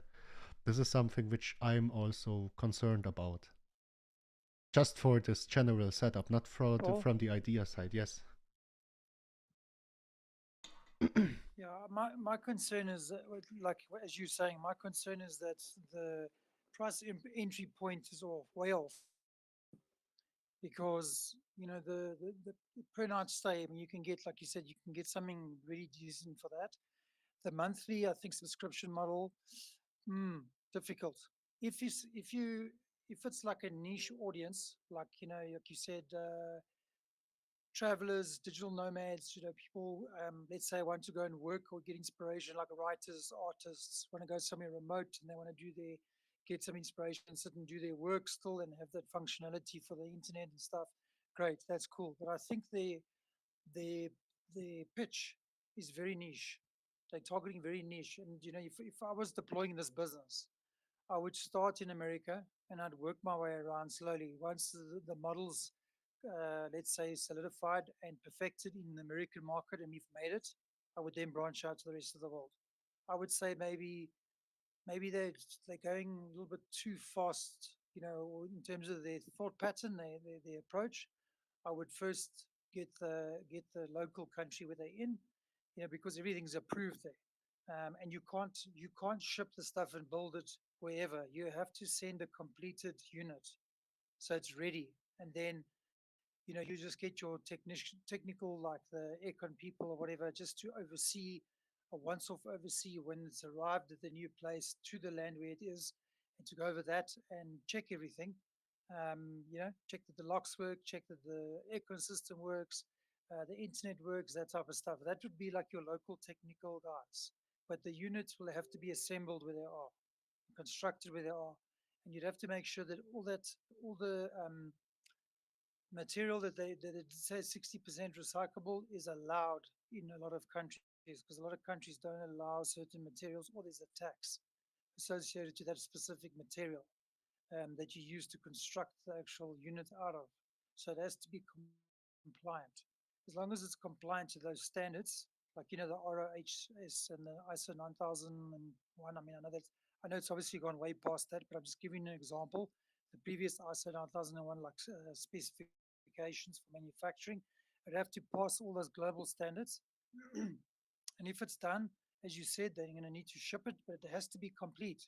Because what happens if you send it to a remote location and people don't have the skill set to put the thing together, and they don't know how to build it, they don't know how to get the aircon system working, the Bluetooth door unlocking system to work, etc. You'd all those key entry systems, you'd have to send it complete, and you'd have to train or have some sort of online course. Let's say if technicians do want to learn about learn about how to fix and do these things. So I think practically it's probably more niche orientated and probably more localized, let's say for an American market, because it's new. And then they would have to go with themes. Every room, every deployment that they have must have a specific theme. Like if they're going to go next to like a waterfall, must have a nature theme. If it's going to go next to somewhere else, like a theme park or close by, it must maybe adopt that type of theme of that, so you can then emulate that experience. Maybe people don't want to pay $800 a night for a hotel with a theme park there, etc., but still want to get the experience of it. You could have it close or nearby. People could then have that experience. I think a lot of thought would have to go into it, like you said, and also the price point per country, definitely, because there's no way in, let's say, Russia, for example, you're going to pay for $350, for a stay for one night. Let's just say, because some people earn $400 a month, $500 a month. That's the entire salary. Now you're going to pay it for one night. See, then you're outpricing yourself out of the market again. So I think they need to think about it. They need to think about it and maybe start off in one location first, one country, perfect it, get the pricing point right, get the logistics right, get the themes right, and everything. And from there, they decide, okay, is there a market in another country that they can then market to? That's just my honest opinion. Definitely, definitely on your side here, um, because you just need to imagine, right? This living places are built in America, and this is huge logistical work you need to do if you want to set up a space in a remote place, for example, in South Asia or something like this, right? You need a property first, which is an issue by itself as a foreign company, because they actually want to buy the properties. And then you need to ship everything over. And then again, if you are shipping something over to, let's say, for example, Asia, you need the right people, as MB said, to set these spaces up, right? Because they are of, as far as I can tell, because I never saw one myself live, but as far as I can tell from all the input I got so far, these are pretty high quality and very technical places. So nothing which just basically anyone can put together. And this is just one of the concerns with the very special niche, especially with the subscription model, and the pricing, right? If you take all this together, do you think their sheet with amounts of money they need, is it enough to even make it happen?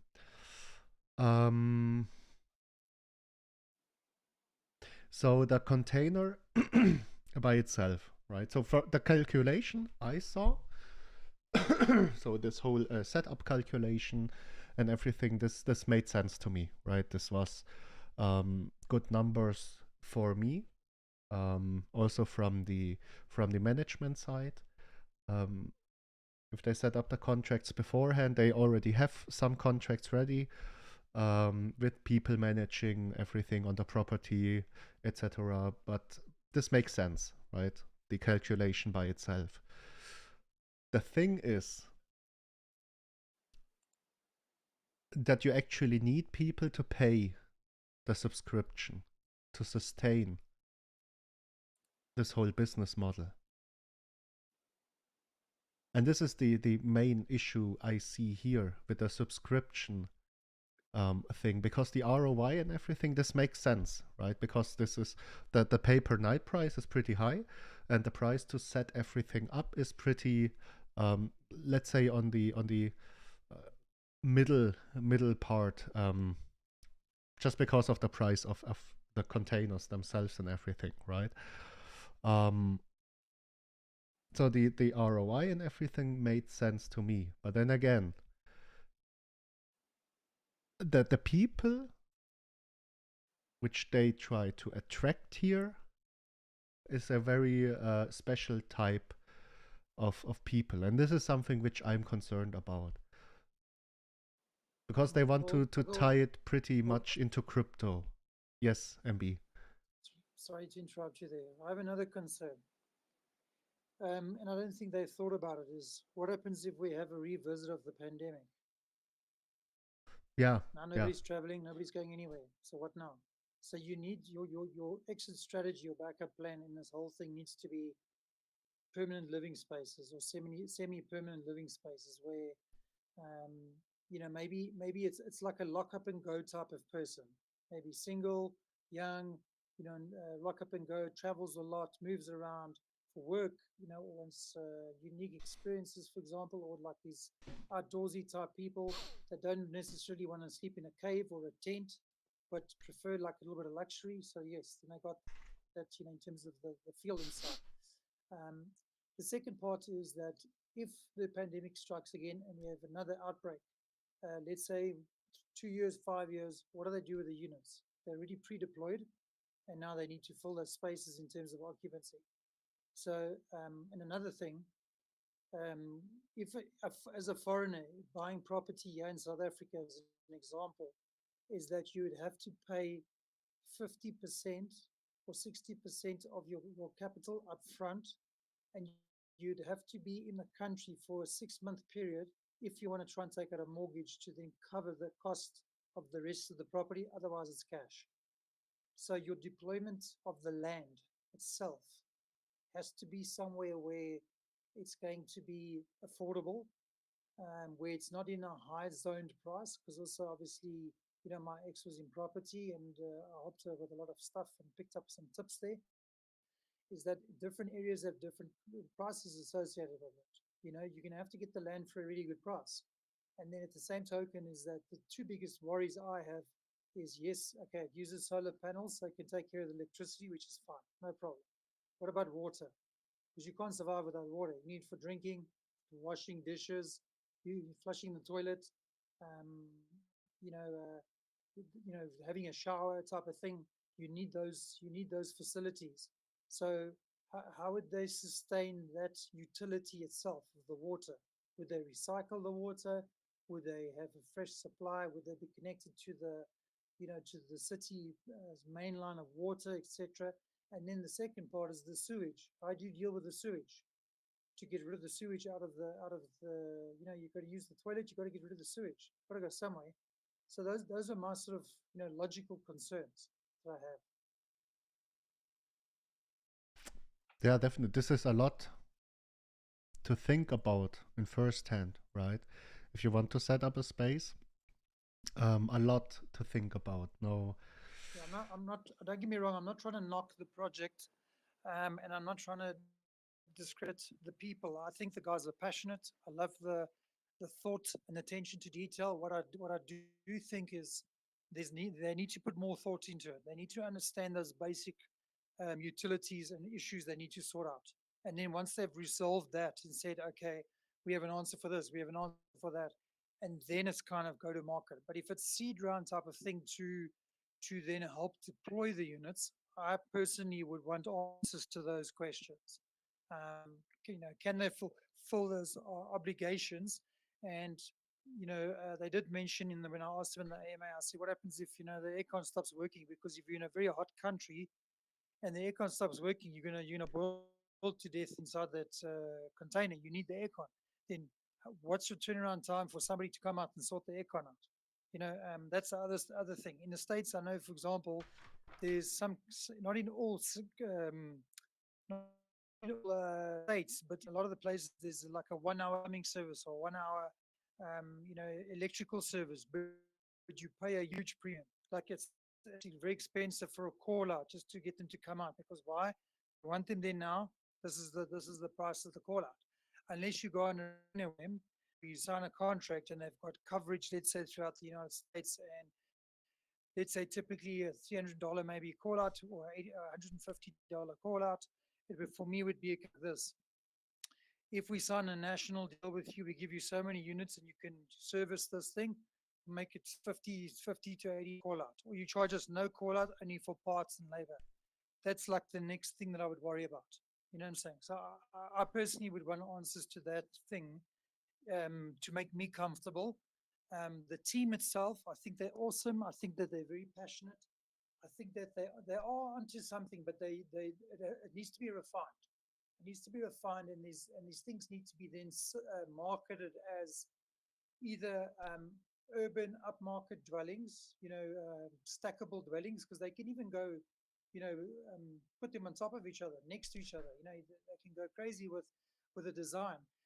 Funny enough, many years ago, I was involved with the first ever shipping container, deployment of a urban dwelling, where they actually built like apartments out of these shipping containers, like 20-foot and 40-foot containers. And I was doing security and stuff, installing cameras, water filtration system, prepaid electricity, all that type of stuff. And I saw what's possible with these containers. I mean, you can build like an apartment building 3 stories high, 4 stories high, because, it works, and interlink them and all that type of stuff. But so I've seen firsthand how this could be worked on, but you would need to answer those questions, because those are the things that came up when I was involved with that other project. Television, internet, sewage, water, electricity, also food. Are they going to cook their own food? Is there takeout available? Is there delivery in that area? You know what I'm saying? If it's remote, then how do you eat? What do you eat? Do you go hunting if you're that type of person, or do you have food delivered to you if you want to have a holiday? Because people are lazy when they go on holiday. They don't really want to sit and cook. They want to go out and eat dinner at a restaurant. They want food delivered to them. So these are my thoughts. No, totally get it. This is true. This is a tremendous amount of things you need to think about. I'll send you some photos of the. Yeah, I'll send you. Sorry, I'll send you some photos of the thing, the apartment building that I was involved in years ago. I'll send you photos of what we did with that place, and it came out 100%, but it was urban. It was close to everything. You need your amenities. Otherwise it's going to be a problem. Just saying, just my opinion. Like I said, I don't knock in the project. I just want, questions in my head to be comfortable. I want that to be answered. Hunting penguins in Antarctica. Painful. Hunting penguins in Antarctica for sustenance. No, that's true. The thing is, since we haven't been able, we simply did not have the time, right? And I think what is the right thing is wait for full information first to be released, especially for that type of things, because personally I think they did set up a calculation there, and I think this calculation is based for the first space, which is in Florida, which is not far away of, at least from what I am aware of, Roomba's itself, from the logistics part, right? And as far as I know, they have contracts ready for this particular space in Florida itself. So I think the calculation, the first initial calculation we saw in this sneak peek of the white paper, was based on everything for Florida. Then again, some things which are not totally clear, for example, food and everything, as Chris says in here, Roomba's side, they had some with full kitchens and everything, and I think they also set up this community place, right? And I guess this community place, they said it yesterday, This will be to eat together and everything. So I guess this is one of this service things they bring into it, right? Because then again, it's a decent amount of money, and I think there needs to be a lot of service, as for example food, etc., needs to be covered. Otherwise, I myself would not be willing to pay the price per night. From the setups thing, I don't think you can take a number for one space and just take it for another country there. I think this calculation they showed us yesterday was for the space in Florida, right? Because this is the first space they will set up. So of course it is the nearest thing to do as a business to calculate everything, to set everything up for the first space, then adjust the amount of money you need to have, which you need to raise to this part, and then basically make the calculation public. So I think from the Florida side, this fits the amount of money needed, right? Then again, this is the same thing which I was talking about before. I don't think this price is a price which will apply to every single space they want to set up out there. Because if you're going to remote locations, you will pay tens of thousands, if not even hundreds of thousands, to only ship and set up the containers, or let's say the living spaces, at this location. So I don't think this kind of calculation makes sense for every space out there. For the space in Florida, yes. You would need a lot of subscriptions to be able to build the next one. This is where the ROI actually kicks in, which is interesting, right? If you set up the space in Florida and you have such high ROI returns, it isn't that super hard to gather the money for the next space. It will take some time, but if you have a decent occupancy of the actual space, it is not that hard, because the ROI is so high, right, for this calculation. Then again, this all depends if this fits, right? Because you also have to think about this part. Yet now, let's say you start in Florida, you have the ROI for Florida. Because I think all the calculations they showed us yesterday was for Florida and only the Florida space. So now let's say you want to move on. You want to set up the next space just to cover more ground. I think this was the basic idea they have. Let's say, for example, in Alaska, to set up the first very remote location there. The ROI will completely change because of the costs of this space to set up, right? The ROI for the place, depending on every location, will change. And this is something which needs to be clear. So this calculation, I will ask them, right? Because maybe they have checked out things beforehand, right? Maybe they have a contract signed with logistics and everything. Maybe they even spoke to different responsible persons in different countries already. I don't know exactly. This is something you would need to ask. But in my opinion, the next location you will set up, especially a remote one, the ROI will change. Definitely.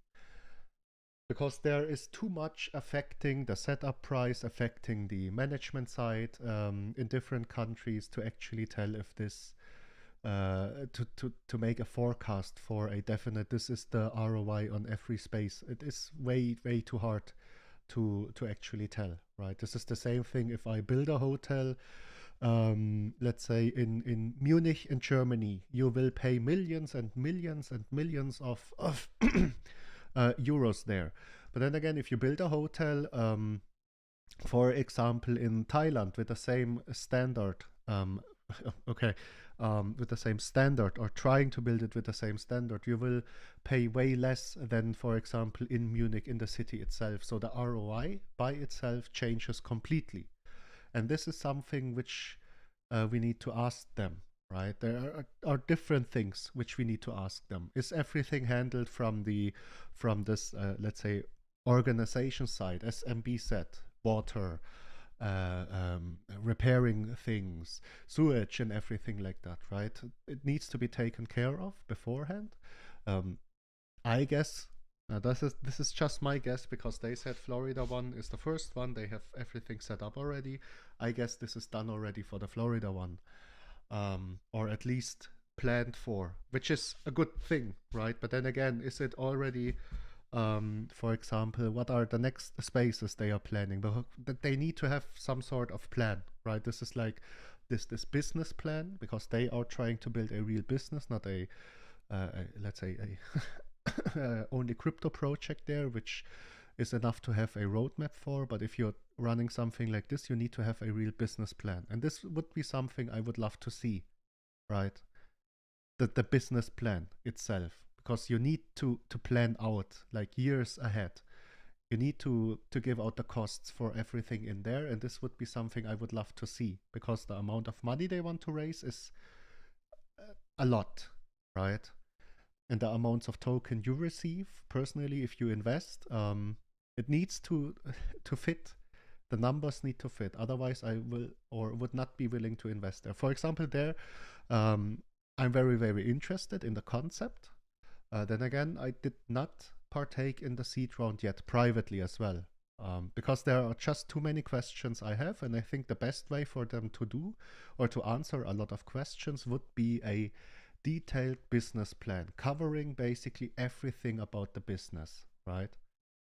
Not only like first location will be Florida, and this is like the calculation we have, this is the forecast. You cannot work with these numbers as an actual investor. You need more details to take a decision there, right? You need especially since they are building this real, let's really say real world company tied to Rome Coin. You need to have everything in place from the business plan side. You need to have everything mapped out, because this is something which is missing at the moment. I don't only want to see a white paper with a forecast and everything, but I would need to see detailed information there, really business plan, because you can't handle a real world business the same way as a crypto project, for example, right? You can't handle it the same way. Way too much stuff affecting a real world business there, especially if you're trying to set up spaces and everything like this, in which people actually need to live in. Yeah, exactly, MB. You need water, filtration, electricity, etc., right? This is a lot you need to think of. And also Flame Bull, exactly. Also the second, third, fourth, fifth calculations. You even need a plan. Because once Florida is done, you need to know beforehand where is the next space we want to build. What is the cost for us there? Because then you can map out everything, right? We need, at this stage of occupancy, at this time, we are able to set up the next space, because this is the amount of money needed for the next space, right? With exact details, logistics, and all of that stuff. A lot of quotes and everything, but it's needed, right? It is needed. I saw the permanent living thing. I think it was from the Chris. Let me see. Yeah, permanent living. The Rome coin is partnered up with Roombus. So Rome coin is what we are talking about right now. They want to set up this spaces, they call, with this living containers, right? This whole concept is from Rome. What Roombus is actually doing is they want to provide another form of permanent home by building these containers, which you can actually use as an actual home and everything.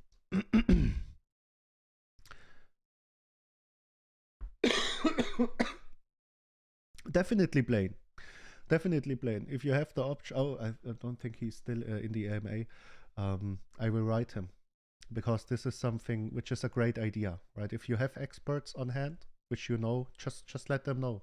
Helps us as well, because I am by far no expert for modular homes. I just like the idea, the initial idea. There's just some things which I am concerned of as regarding the business plan and everything else. I would like to see that stuff. Otherwise, I would even privately not be willing to put some money down, right? But where have I been? Roombus is creating these containers, and I think they are tackling this whole living concept thing. So they are designing them. I think also you can put up like this as modules, so you can put in like 2 or 3 or 4 at once, and then create your own home with them, right? But Rome is just partnering with Roombus here for the containers, for the spaces, and planning everything out for them. Rome has a different concept there. Roombus is tackling this permanent living thing, and Rome wants to set up this living spaces there. But this project has is no investment in Roombus itself, but only in Rome. This is something we need to get clear here firsthand. So I don't think that Rome will tackle permanent living, but they are rather more tackling this whole very, very niche side of traveling here.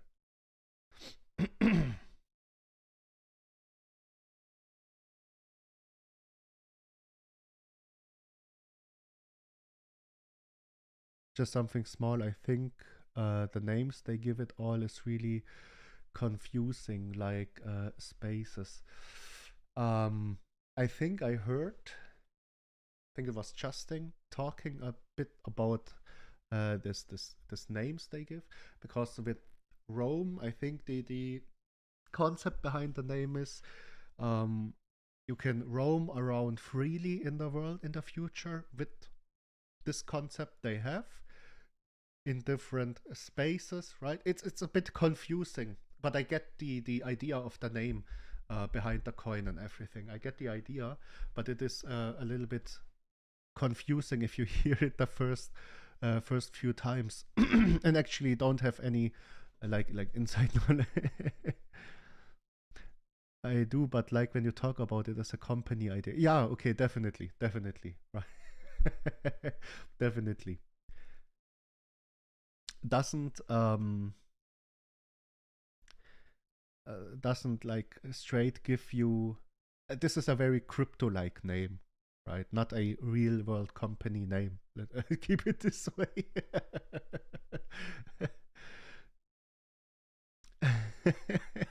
That's why I liked Airbnb. No, there's just a lot of things, right? I want to see first, because then again, of course, this has a lot of potential, especially if you're thinking about the NFTs and everything tied to a space. Then again, how will the minting process look like? Because there will definitely be a, like,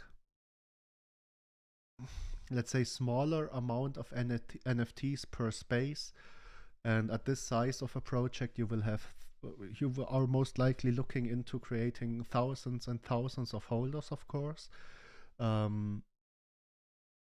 will the minting process look like? Because you cannot just simply mint like 10,000 NFTs for one space, because your cut of the operational fees would be just way too low. The whole concept wouldn't work at all, right? Because you are, as a holder of the NFT, not receiving a considerable amount of money there. So how will this look like?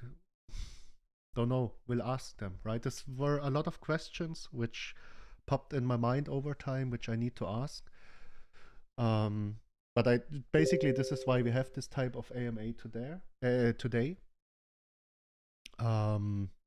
Because I also want to hear your questions. Did you write it down? Yes, of course. Of course. Will be a whole question list you can think of, right?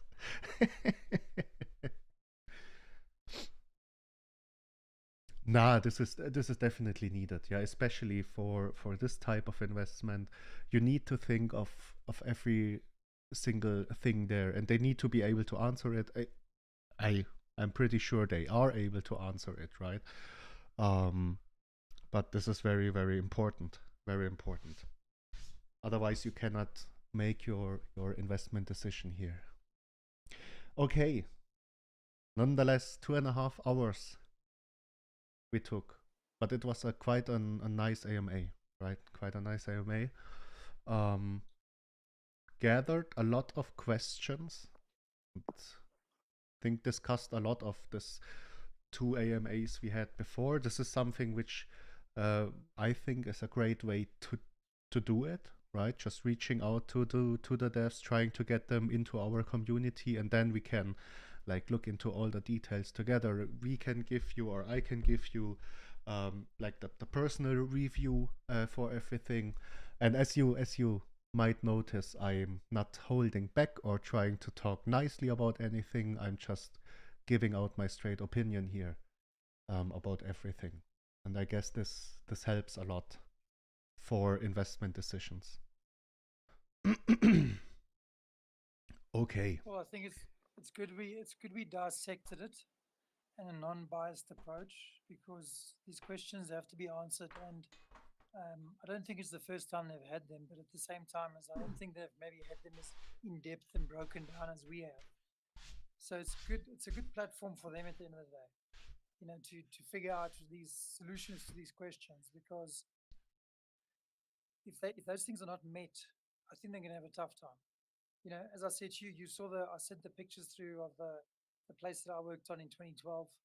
I did, like I said, water filtration and stuff like that, TV systems, internet, all that type of stuff like that. And those were the common denominators that came up the whole time. And that they went on to build for students. They started targeting student accommodation close to universities and stuff like that. Where they had a shortage of housing, because sometimes students live on site, especially like in the States, and then sometimes they have to commute in from where they are to these universities, etc. So this could be a good option to go for that type of thought pattern, because I know that we adapted ours here to student accommodation, and it worked very well. People actually ended up buying them actually and said they wanted them permanently, etc. But um, the tough thing, the tough thing I'm getting in my head that I'm getting around is, you know, COVID again. Because if they have COVID again, they're screwed. You know what I'm saying? As a business, they'll fail. So they need to have, and I did see I think Sandra also said there about, what happens in the off-peak season, because you've got seasons in traveling, peak and off-peak. So peak, you got visitors. So what are you doing off-peak? You need the locals to support you in the area, or you need to, market to international tourists, businessmen, people that are traveling interstate from one state to another to attend meetings. But what's stopping them from going to book into a hotel? What's stopping them from, going to an Airbnb? So I did mention in their AMA when they first had one, I said your biggest competition is Airbnb, and they were like, well, not really, because we're doing different experiences. And I said, well, you can't knock it, because your target audience is short stay. Short stay is Airbnb. Short stay is hotels. You know what I'm saying? Long stay is weekly, monthly rentals. In terms of that, so just to add that to the last bit of the AMA, and I've spoken quite a bit about it. And like I said, I just want to be clear that I'm not knocking it, or we're just dissecting this thing, because there could be something good coming out of it, and there could be a good option later, or during that, where they can maybe there's something they haven't thought about, or maybe they have a solution and they can come up with an answer. And yes, it could very well be a diamond in the rough. Just these questions, like I said, or these comments that we have are very non-biased, as Paul said, and it's literally going, cutting down to the meat and potatoes of it and saying, is this viable? Yes or no? Are these questions, can these things be addressed? Yes or no? And then from there. So yeah, I appreciate that you also dived into it from the financial aspect, the business aspect, and then also us from the services aspect. Is it viable? Yes or no? So I appreciate that. So it's a good deep dive overall.